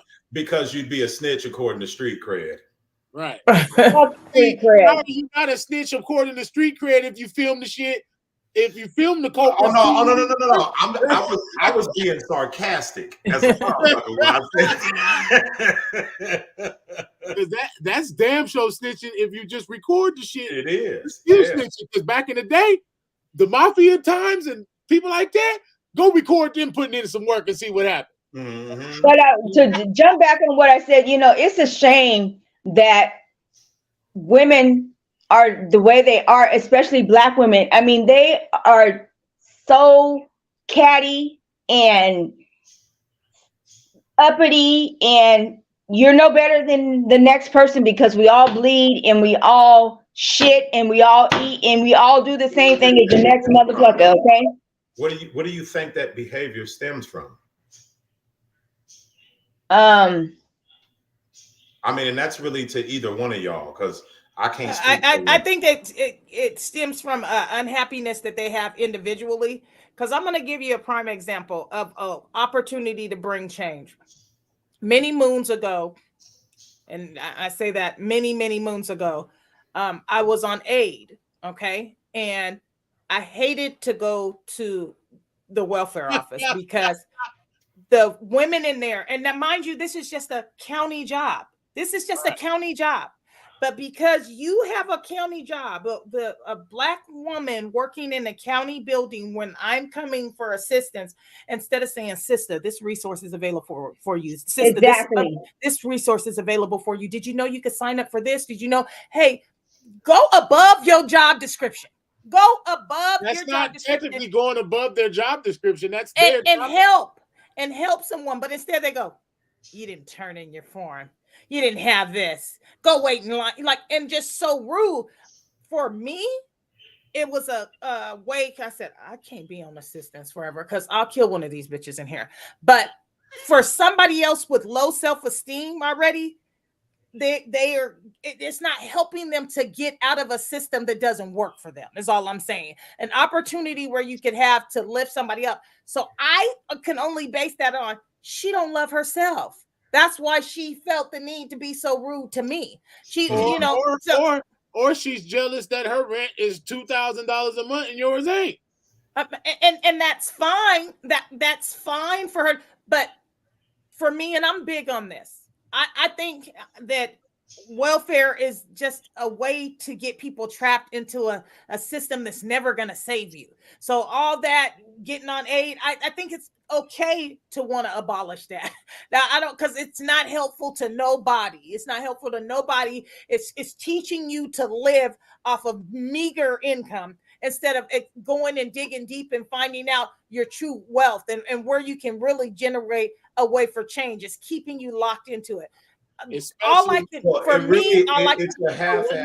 half-ass replacement for the lack of a man in a family setting. Because let's face it, most people that are on county aid, it's because they are single mothers. So right. The overall problem that we have to address is, I don't even want to say having kids out of wedlock, because but having kids outside of a family arrangement, and that's a two-part conversation. Dudes, you got to do better. Ladies, you got to do better, because welfare ain't even a part of the conversation once we stop accepting children outside of a family arrangement as normal. That shit's not normal, and we shouldn't accept it as that. And then welfare falls off our radar completely. You see what I mean? It's a byproduct of a misstep that we've already made. Okay, misstep and all. It happens, and women, ladies, think above that. To try to find a job, any job, so that you can raise yourself up out of that situation. But I was thinking back, I seen a clip from the show. Hold on, let me say this point. I seen a clip from the back in the day, the movie Claudine. Do you guys remember the movie Claudine? I've seen it. Mm-hmm. Okay, so the clip entails where the lady, she's running around the house saying the social worker's at the door. The social worker's at the door, right? And she got to hide the man's shoes. She got to hide. If we really look at that, Yes, it is a plot. They've been wanting to, they make it to where if you get on any of these programs, Section 8 or something like that, Man and they can't come live and do a house check, if you got a man living in your household, now they don't want to give you the program. That in itself is a setup right there. Can we not see the bigger picture of this? It was already designed. Welfare, Section 8. It's designed to keep you in a system that does not benefit the whole community. It doesn't benefit us in any way, shape, form, or fashion. Because yes, agree with you, brother. It's designed to keep the man out of the household. Whatever reason he wasn't there, it's the system is set up to make sure he doesn't come back. But most of the time, it's not. Most of the time, it's not some 35-year-old person getting on welfare. It's these young women that are getting caught in these traps. Mm-hmm. Young women are not. They but they don't have a certain level of maturity when they're usually years into the trap before they have matured to a point to be able to see it for what it actually is. I think absolutely. And well, and, you know, it was like this, girl. I'm gonna have me a baby so I can get me a welfare check and get my own house. Yeah, I've never heard a woman say that, so I don't know. Okay, not on the first child, but I've heard women speak about having more so they can get more money on welfare and apply for a bigger house on Section 8. Let me tell you this. When and this was a long time ago, when I had my first child, I was able to get aid. By the time I had my second and third, they were twins. It was called a maximum family grant. My welfare check didn't get bigger because I had 2 more mouths to feed. That was by that time, but because they had passed so I'm saying that to say nobody can look at that now. But they did. Let's bring it back to what I was saying. White women that are on welfare, though. Let's bring it back to what I was saying. They were milking the shit out of it. That's why that happened. Because we're talking about change. You had asked Sis about the changes she would like to see on a community level. Right. So let's talk about, welfare is what it is, but the only reason why it's necessary is because there's children being had outside of a family arrangement. And because more times than not, these children that are coming into the world are not the result of a planned pregnancy. And I'm going to just put it as bluntly as possible. The children are the result of great sex. Well, I said this last week. I mean, and children need it doesn't matter if it feels good. Does it yield a favorable result? Like welfare don't even come into the discussion if we stop giving. Oh, I gotta have some good sex. I need some good cooch. I need some good D. Okay, so let that be the topic. If we can bring that down the list on shit that's important, we can effectively minimize that even being an issue. All right, so let's just take a moment we want to throw that out there to any of the viewers watching now or anybody who may come across this video at a later date. Prepare yourself. Do not just open yourself up to meaningless sex, because it could yield unfavorable results that are affect your whole life. And the life of the child that you brought into the world. That's the most important part is the child. Because first of all, you won't be able to your independence is now cut short because you have to work harder to live. And the main thing is we need to put into the children's brains at a young age is to be independent, feed their brains to be independent and to grow and to strive in life. Everybody wants to survive, but we have to learn to strive and get and to rise above whatever it is. But we have to strive we have to survive to thrive. Okay. I mean, we see it all the time in our society. We see 2 people get together. They figure out what they're going to do as careers. They level up. They get a house or an apartment somewhere. and then they say, now we're trying to have a baby, and then they have a baby, and then they do good things, and they go on family trips, and the structure it has been placed correctly on every level, so it's better for the end result. And to think that raising a child as a single mother is easier than finding a man and marrying him and then raising a child together is insane. It's crazy. But see, I don't think that's what's happening. Nobody's going out and saying, I want to be a single mother. What's happening is they're saying, girl, that nigga be putting it in. And so they're in la la land when baby juices are being secreted. Right. And with all fair, hold on. Let me finish. So what's happening is nobody's saying, oh, we're going to be single mothers. What happens is when they become pregnant now, because he put a baby in them, they expect this man to be somebody who he be more than good dick to begin with. More than good dick. Right. He was never boyfriend or let alone husband material. He was never a stand-up dude. He was never somebody he was never none of that. He was simply the dude that came by and made you feel good, and you made him feel good in exchange. Y'all messed up. A kid is involved now, and suddenly he's supposed to become something he never was. And yeah, with all due respect, how's that gonna happen? Make sure. No, let us know. And I agree with your statement. What I want to make sure that across the board that we are addressing that always on both. Men, stop going around and spraying it down. Stop laying it down. Stop giving it so good, giving it freely. Women, stop accepting meaningless sex. Stop having sex at early age before you even have an understanding of what sex is. Out here having sex or relationships because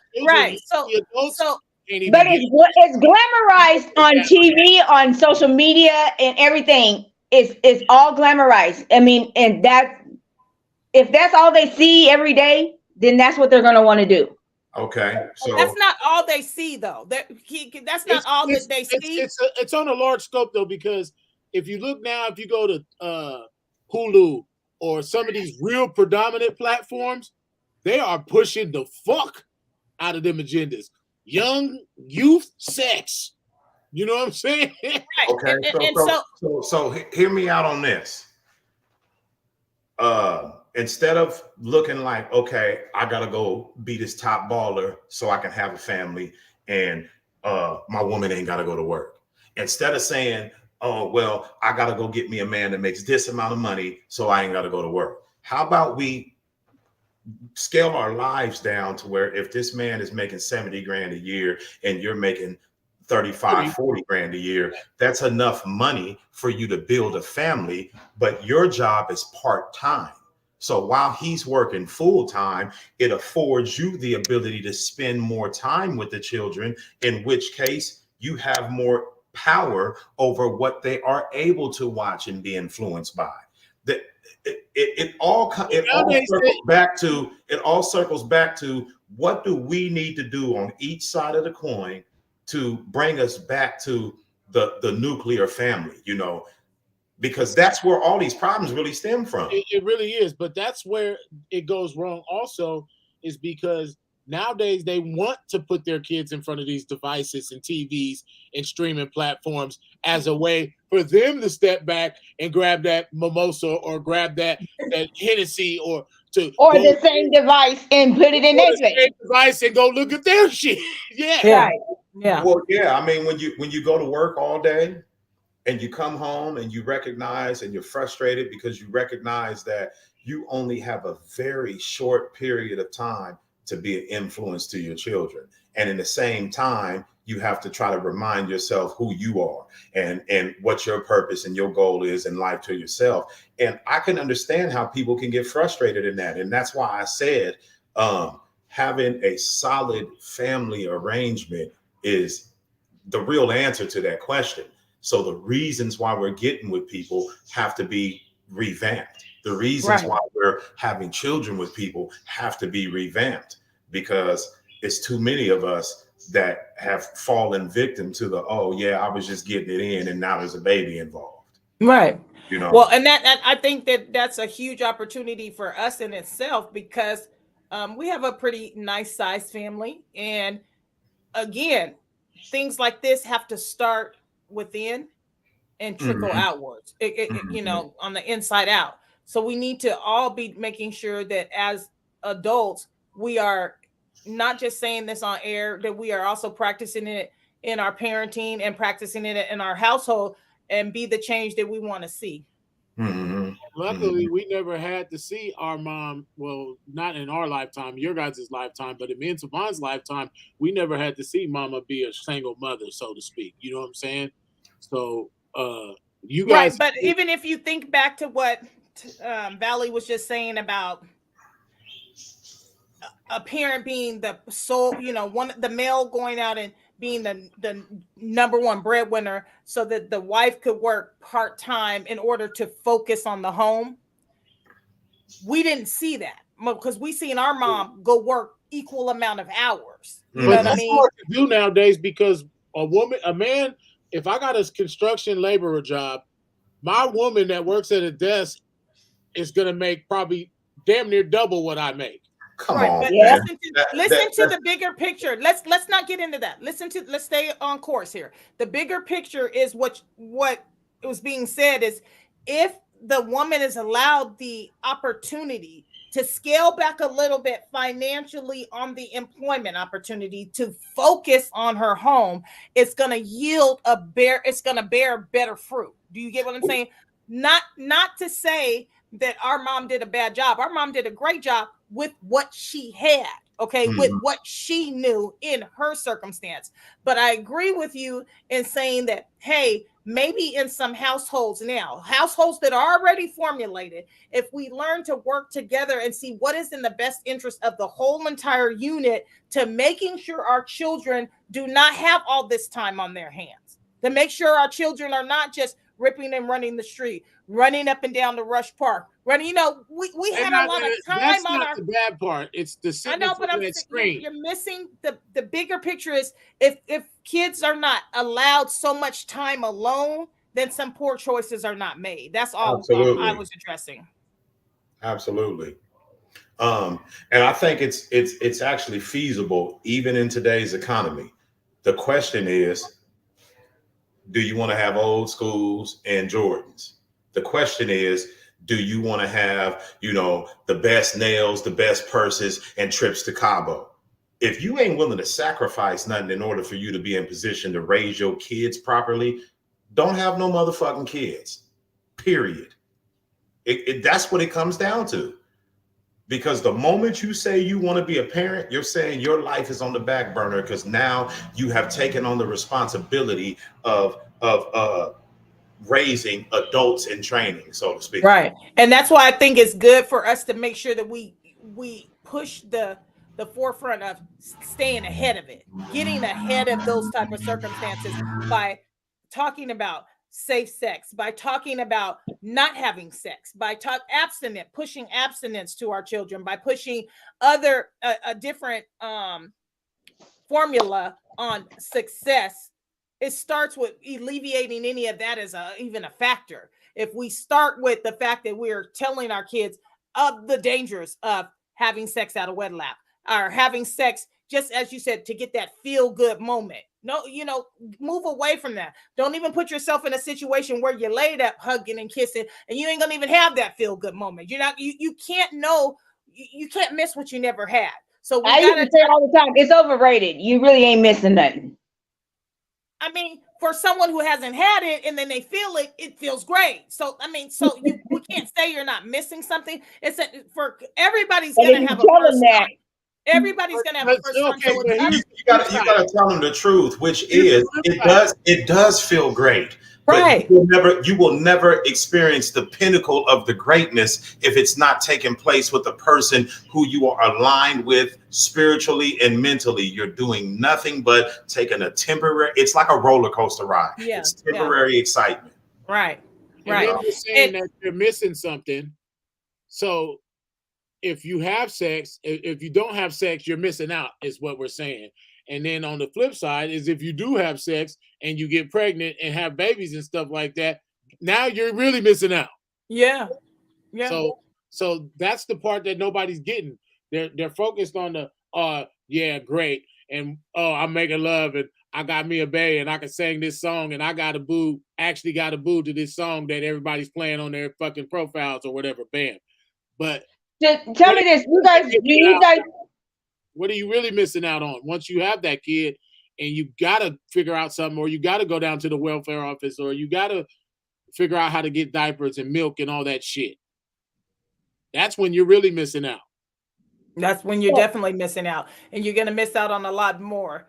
So I think it's best for us to push that type of narrative, to be mindful of instant gratification. Tell me this, do you guys think it's important to teach our children that the person that we end up with is what their family background was like? Did they have both their parents in the home? What's their ideas? Yes, that's what we should be teaching our kids too. You know, who they end up having kids with is a big decision. Not just,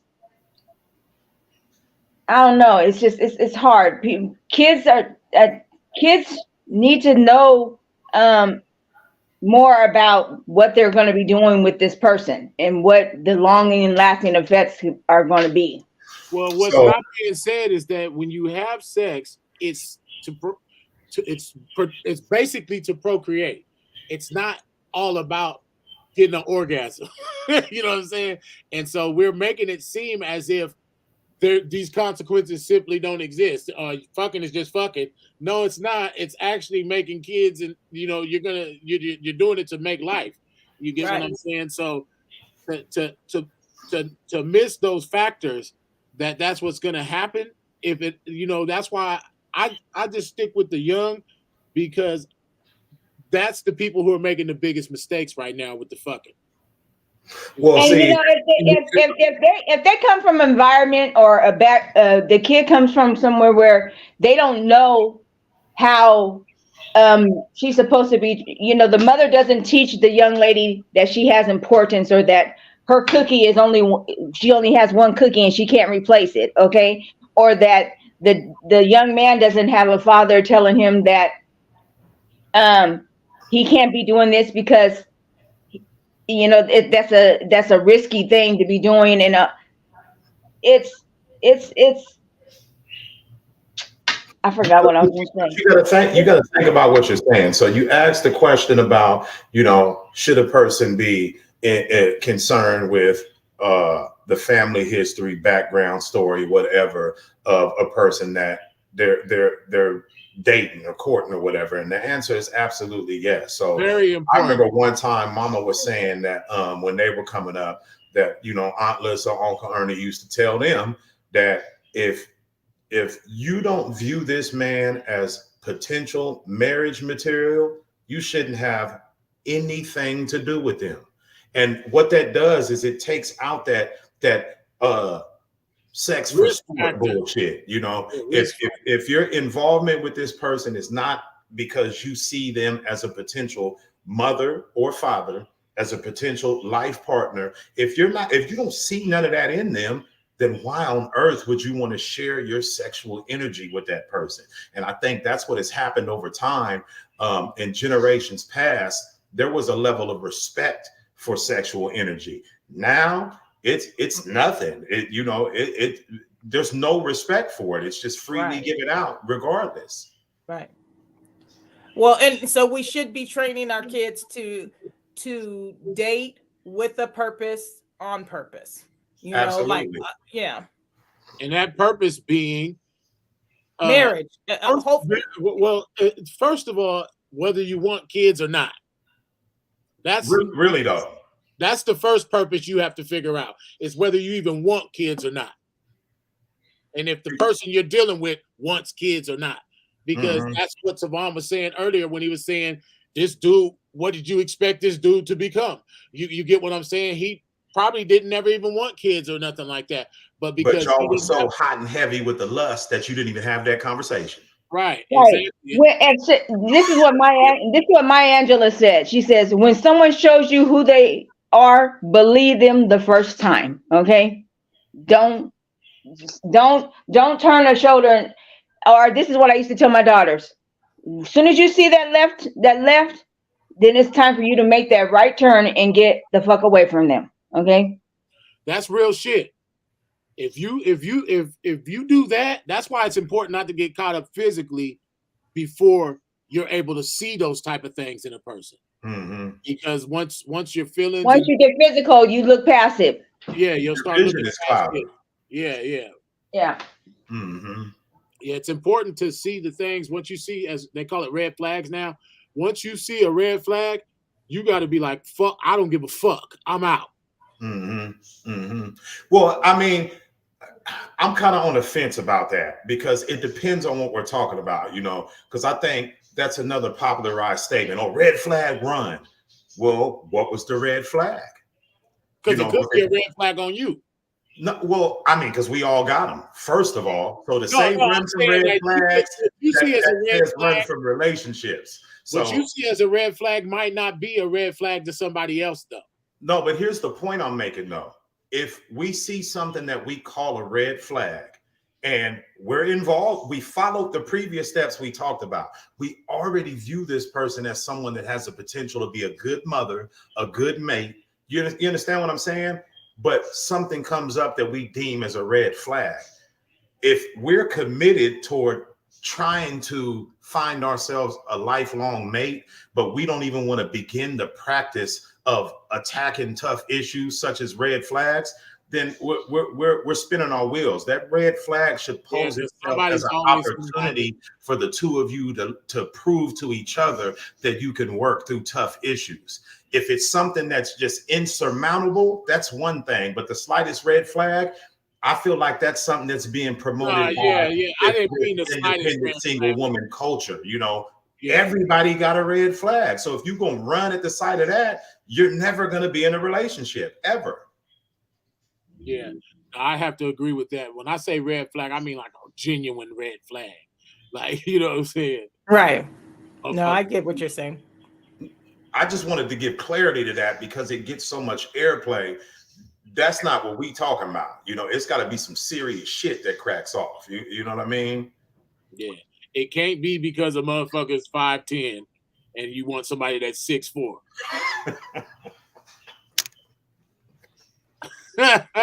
Oh shit. Okay. Yeah. I don't know, man. I just I think there's a lot of work that needs to be done in our community. And the majority of it, I think, starts with first admitting that we've been full of shit for a long time. If we can't at least admit that, then where's the desire for change going to come from? You know what I mean? You got to diagnose that motherfucking that issue before you can fix it. Mm-hmm. Right. Yeah. Well, and I think we've done a good job by just acknowledging that we recognize there is a need for change. I think it's just all about trying to figure out how to go about bringing that change, how to go about being the change that we want to see. So we know that it's there. We know there's a need for change. So many areas, but we got to start picking it apart. Like I said about the brick wall theory, it's like, yeah, okay, there's a brick wall. We got to chisel that shit piece by piece, break it on down, the section by section. What can we do to change it? If change is going to start right with us four, how do we go about it? Because we can't just say, oh, I'm only one person, I can't change. All it takes is to ignite the right flame, and it's a whole fire. So yeah, it's just like this. Luke Skywalker, the nigga who used to have all them bitches jiggling their asses all over the place, he is a positive role model in his community right now because he's helping these young kids. He's got the center for the Luke Center or something.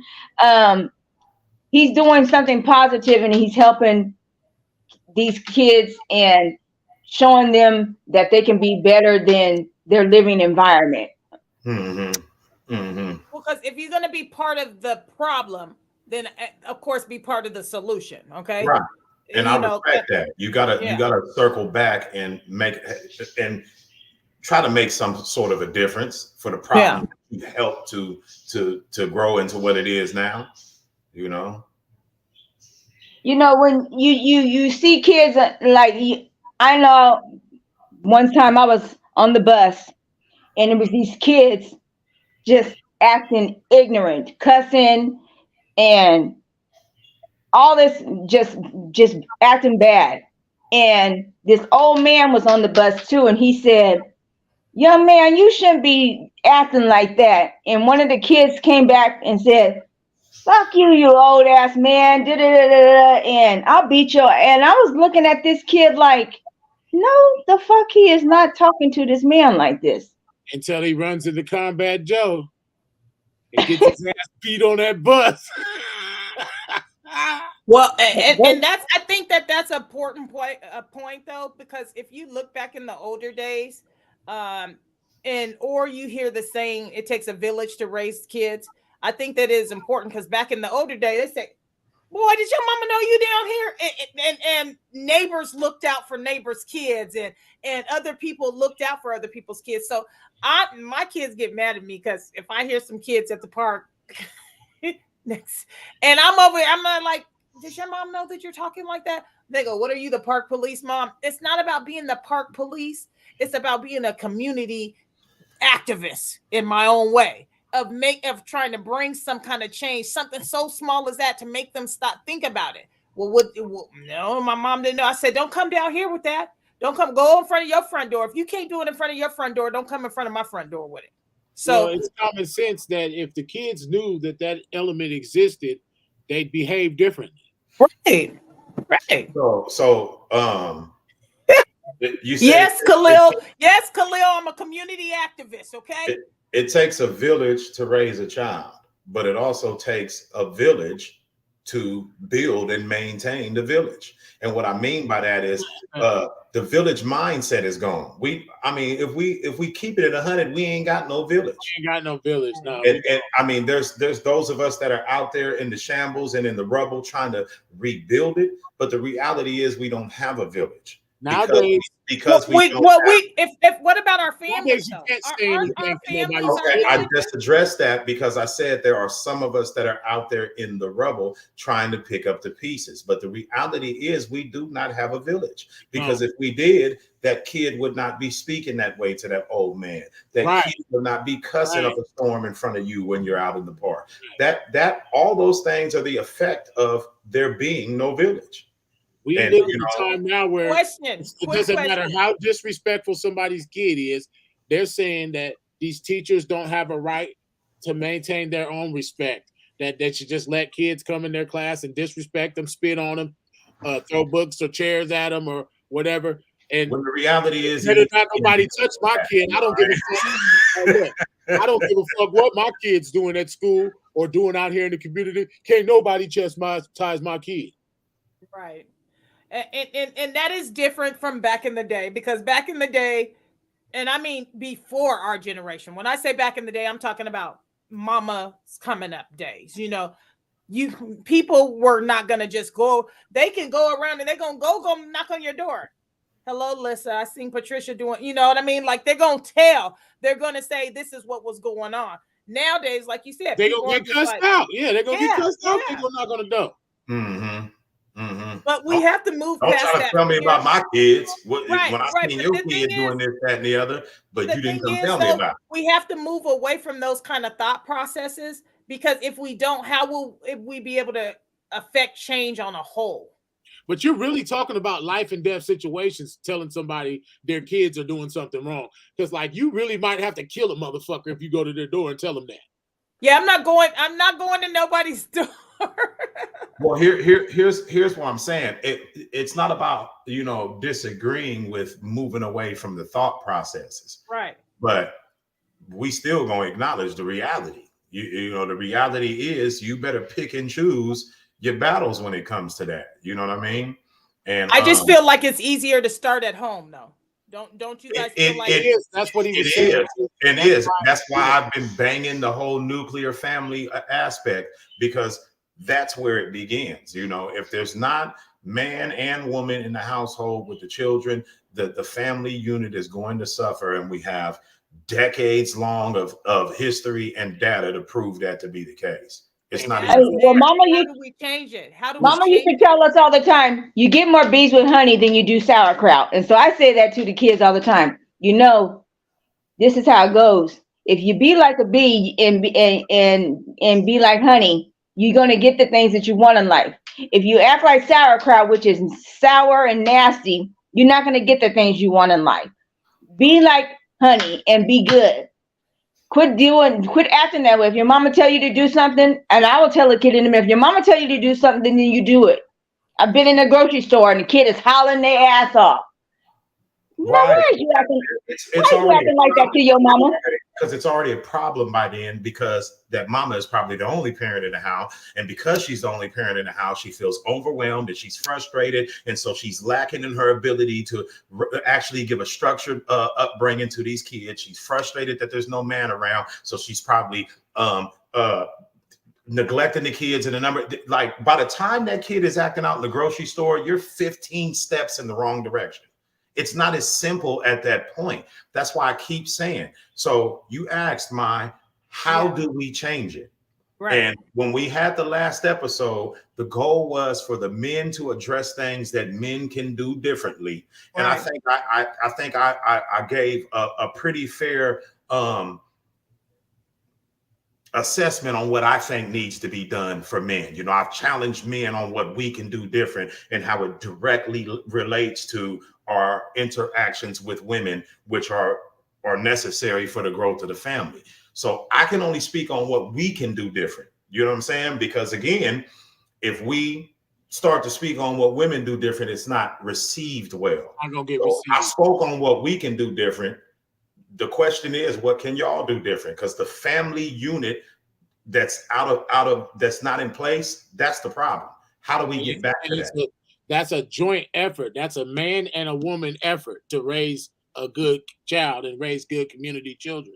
Well, I think I addressed it by saying that women, because we always talk about this, you know, being the kind of woman that's date worthy. If you're out there twerking, I was just saying that everybody's, you know, they're dressing scantily, they're twerking all over the place. That's promoting that unwarranted sex that you're talking about that develops and cultivates households that are broke. Another thing too is children or people when the kids get home, and it should be a certain time when they should, if they have a phone or a TV, they should be able to watch TV and use their phone, and then it should be time to where they sit and well, I guess that's at the dinner table. Families need to sit back down together. They need to spend time together, and that's not what's happening because the parents Well, is too just like busy I out said, chasing them. the parent is trying to be a young punk. It's Survival is themselves. expensive now. yeah. Survival is very expensive now. So that's what I meant about scaling down the extra shit. Do you really need it? And if you feel like you really need it, don't have no kids. Go travel the world with your chick. Okay. I say it all the time. I couldn't have small kids right now because first of all, just food alone is ridiculous. Then on top of that, everything else that the children need is crazy. And the wages haven't went up. So, you know, you need to think about that, first of all. And yes, we do need to scale down on, like, I get my nails done. I to me, that's being feminine and then keeping my femininity.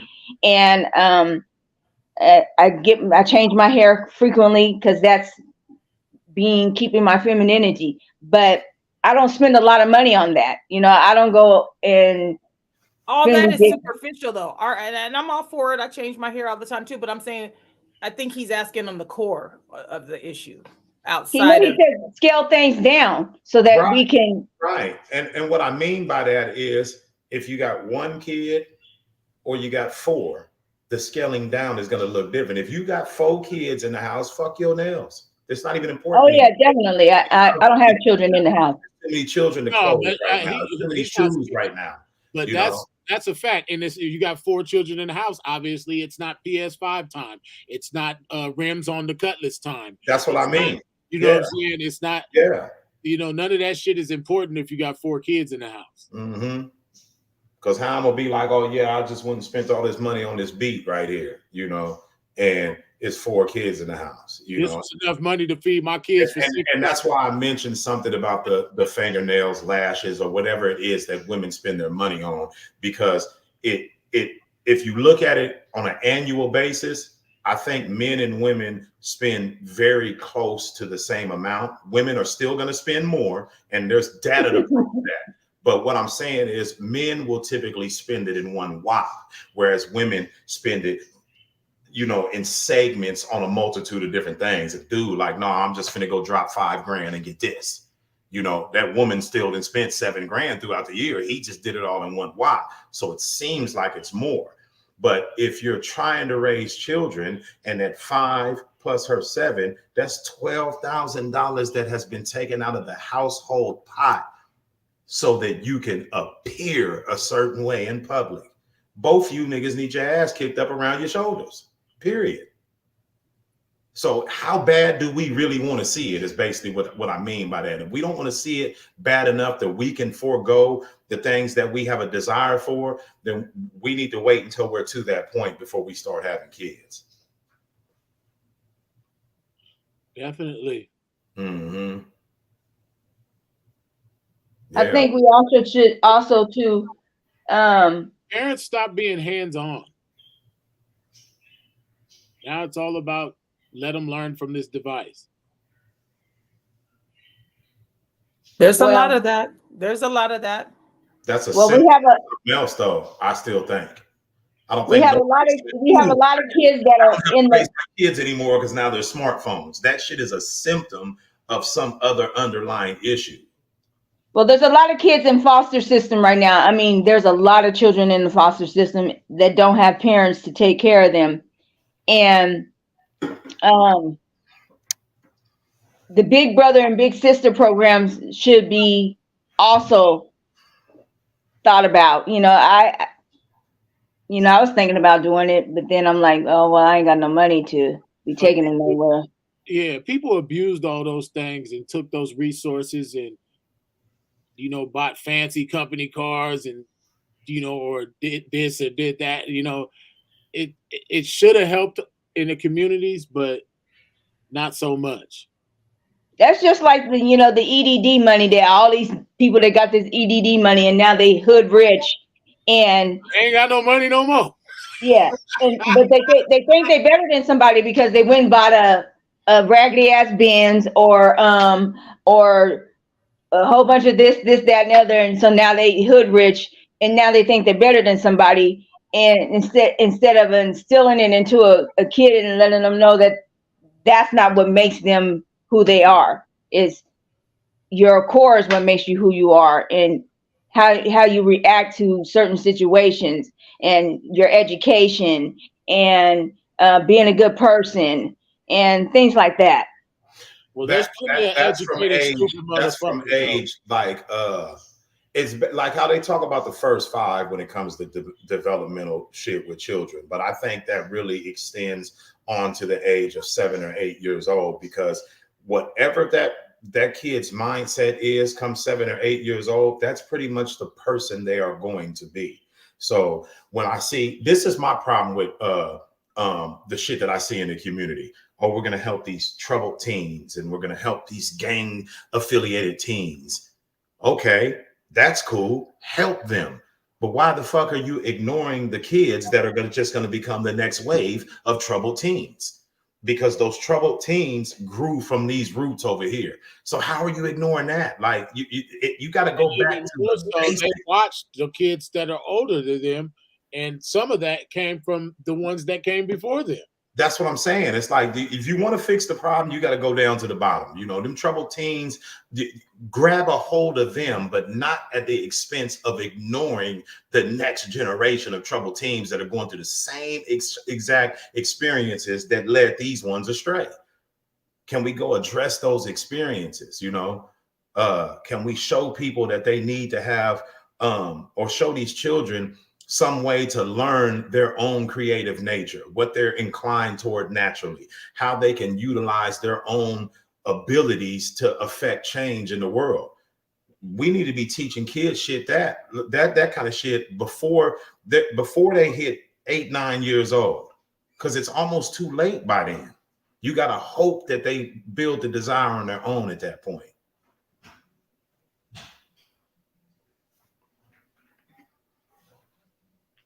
You know, I had said before that we need I need to get in touch with some.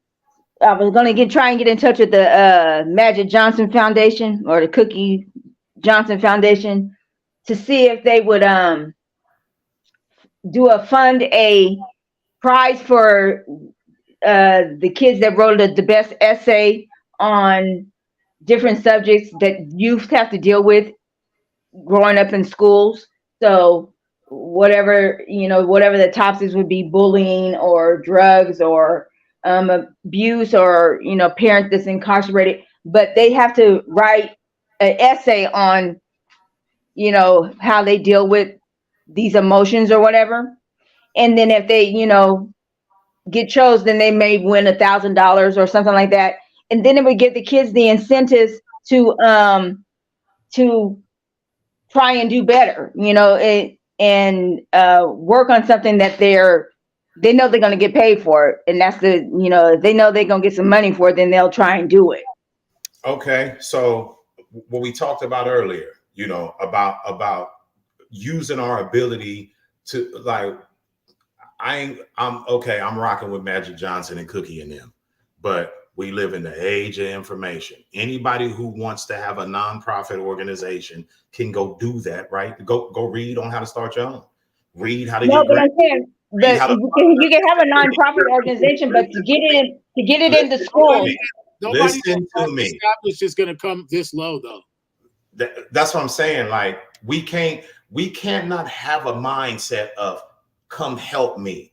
No, the only thing we're really guaranteed is our opportunity, and the opportunity for us to do what we want to do on a community level is the access to the same information. And as long as we got smartphones and Google and YouTube, we all got access to the same information. We got to be willing to go through the learning process so we can figure out how to do the same shit that we see somebody else doing, even if it takes a year, 2, 3, 4, however long. If that's what we want to do, let's go figure out how to do it. All right, so let's read this comment. It says higher education is broken up into 2 categories. You got the people that are administratively and technically proficient, and then you got the people who are going to be carpenters, cooks, mechanics, hands-on. And by 8 to 10 years old, these kids need to be separated in groups and educated properly. I thoroughly agree. Yeah, I kind of feel what he's saying, because I think that where we're going wrong is we're making these kids think life is like some fucking 1,000-year journey. You know what I'm saying? And really life starts hella quick. You know what I'm saying? And we all know that from the mistakes we made early in life that fucked us up later in life. So we know that the earlier you get on your shit, or figure out what you want to do with yourself, the better chances you have at sinking into that shit. You know what I'm saying? There is no real later. We telling the average life expectancy is 78 years or something like that, I think, or 75 or something like that. So by the time you're 35 years old, you literally reached half of your lifespan already, and that's young as fuck. But that lifespan is even if you're lucky. That's you might not make it that long. Right. So at 30-something years old, you're halfway done. Well, here's the kicker with what he was saying right there. I think there's too much of a cookie cutter approach. Go to school, go to college, get a degree, get a great job, and go live your life happily ever after. But here's the thing. Always happen like that. Here's the thing, like he was saying, okay, somebody got to be the mechanic. And the last time I checked, you ain't got to go to college to do that. Somebody got to go run this electrical that keeps the power system going. You ain't got to go to college to do that. You understand what I'm saying? Like, motherfucking tire.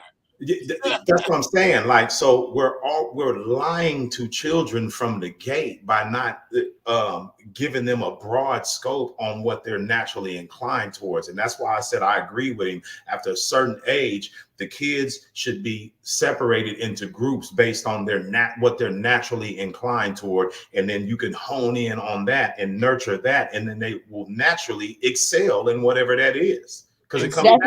That's why there's no middle class anymore, because it's rich people and broke people now, because people are foregoing those jobs. They're not taking those steps now. It's considered grunt work, or less than a human being work if you go work at a mechanic shop or work over here at this General Mills plant or something of that nature. You get what I'm saying? So it's eliminated the middle of the spectrum, and that's why it's poor or broke now. Mm-hmm. There is no middle class. It's poor or broke. And they're not going to be, someone who works with their hands or who does labor work, they considered, you get paid the lowest on the totem pole, and you're working harder than most people. Labor work is hard work, but they figure because you're not sitting at a desk that you shouldn't be paid the same amount as someone who's sitting at a desk. When your body, you using your body and hurting your body doing that labor work. Right. It's temporary. Labor job is temporary.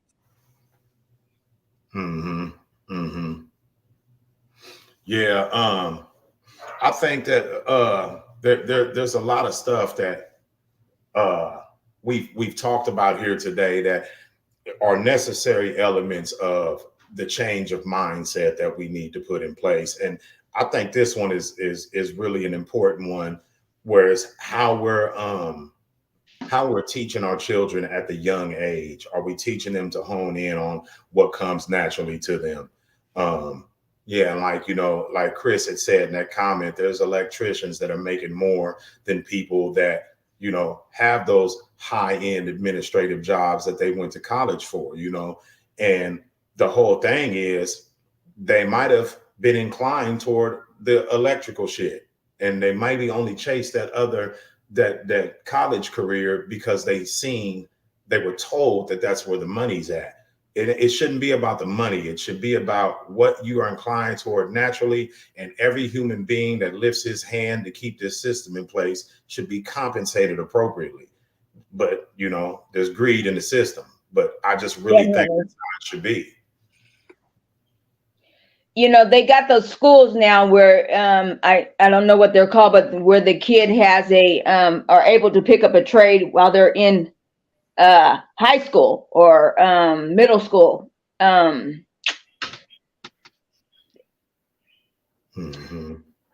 You guys know that there's there's one over here off of Fruit Ridge. I think there's we get what you're saying. But anyway, yeah, they need to have more schools like that, because a kid is learning history. We don't give a damn about that history. Yes, science is good, but if a kid is more inclined to doing science is very, very, very important, because that's very important. I like science. But if a kid is not interested in science, he shouldn't have to take science to. I totally agree. To graduate. It's not your strong suit. There's no amount of school that's going to make something that's not your strong suit. That's why he used the words inclined. You know what I'm saying? If you're not inclined mathematically, you never will be. You're going to struggle in science, period. Mm-hmm. Yeah. So, I think, I don't know. I think there's a lot, again, like I said, that we've discussed, and I want to kind of recap some of the stuff that I was saying to the men. Okay, as a matter of fact, I'm gonna put it like this, since he's on here, because the homie Chris that's on the line here, something his pop said to us when we was youngsters is that it doesn't matter what you set out to be in life, whether it's a judge, a lawyer, a cop, or whatever, that you got to be a man first and foremost. And that was something that always stuck with me, and it took me years down the line to really be able to understand what that meant. But you got to be a man that stands on solid principles and has some sort of self-identity before you can be successful in any venture that you take in life. So that's why I said, fellas, fuck the street cred, let's get some credibility about the type of men that we're being. And all of that's going to be bolstered up by the knowledge that we inquire on our journey throughout this life. And it's going to help us to be well-rounded individuals, because if we're not well-rounded men that stand on solid principles, we will never get to a point where we have women that follow our lead. And if women are not going to follow our lead, we cannot lead them into a family structure. And if we can't do that, all this shit we talked about will continue to be what it is. So I just want to make sure I gave some clarity on that, why I chose the shit I chose, because I think it is directly related to rebuilding the nuclear family. Those are some of the reasons why I think it's hopeless all the time, is because of what you were saying. That's why I don't like some people see black people as being at the pinnacle of blackness right now. Like we're the most richest blacks we ever were. And, like to some people, it looks perfectly great right now. Mm-hmm. You know what I'm saying? But then from my perspective, it looks terrible, because the numbers that we're topping out on statistically is unacceptable. Yeah. But it looks like Africa. No bullshit. Yeah. Somebody, I think it was a Real Life Street Stars interview. They had the boy Charleston White on there, and he asked him what he thought, where he thought black Americans landed on the rating as far as people in this country, that we've been likened to being at the bottom as far as respect in this country. And he said that it's really that we're at the bottom as far as respect from a global standpoint. And I don't know, that shit just hit home to me, because I felt like it rang true. We really don't have the respect of any other group or race of people throughout the globe, and we're the object of a lot of different nations' aggression. It's because of that tribalism. We practice being broke off into these groups, even in Africa. Even it doesn't matter where you put black people at. We're broke off into these little groups, and we never want to unify, no matter what. Mm-hmm. We just don't want to follow instructions. We cannot be told anything. Yeah. Yeah, to me, it's the most thing I hate to see is a group of black women or black men just acting ignorant and unruly and feeding into what other races think of black people. Why are you acting like that? Don't act like that. Yeah, it's a lot of work. We got our work cut out for us, but nonetheless, I think some of the shit that we see in our communities and in society is gonna have to run its course. There is no change that can be brought about, but the stuff that we can control, we gotta be hands-on. We gotta be Johnny on the spot with that shit, as far as swinging the hammer figuratively to lay that new foundation and throw up them new walls. It ain't gonna happen on its own. The shit we can't control, let it run its course. But the things we can control, we gotta have our hands to the plow and putting in the work. Yeah, let the gangbangers die out. They're gonna kill each other. Because if you said it like this, what if every gangbanger had one wish and all of them said, my wish is that all my enemies die? Who's gonna be left? Who's gonna be left? If every gangbanger's wish got granted today and all their ops, it's so important to have ops. If all the ops died tomorrow, who's gonna be left? Yeah. But every gangbanger isn't really a gangbanger. He's just in it to try and fit in somewhere because he don't. That don't matter. They still contributing to the destruction. if everybody ops died tomorrow, how is that gonna better our planet? We ain't gonna have no black men off top. Black men are gonna be scarce as a motherfucker instantly. Yeah. Well, but- again, I say we have to praise our people in the community. Our regular people need to get praised for what they're doing for our community. You know, As far as all that nonprofit you've been talking about and all that shit, man, this is shit we can actually do, man. We don't have to talk about that stuff. We can actually do that shit. Yeah. So, yeah, I think we had a great show, though. I mean, I don't want to get into the 3-hour shit like we did last week. So, Right. four. Agreed. It was 4. but We could have kept it at 2. I would have shut the fuck up long ago. well, I mean, yeah. Anyway, we appreciate everybody for tapping in, all the comments and the interaction. And if you haven't done it already, be sure to go to our YouTube page and subscribe, like, share, get it out there for other people to hear it.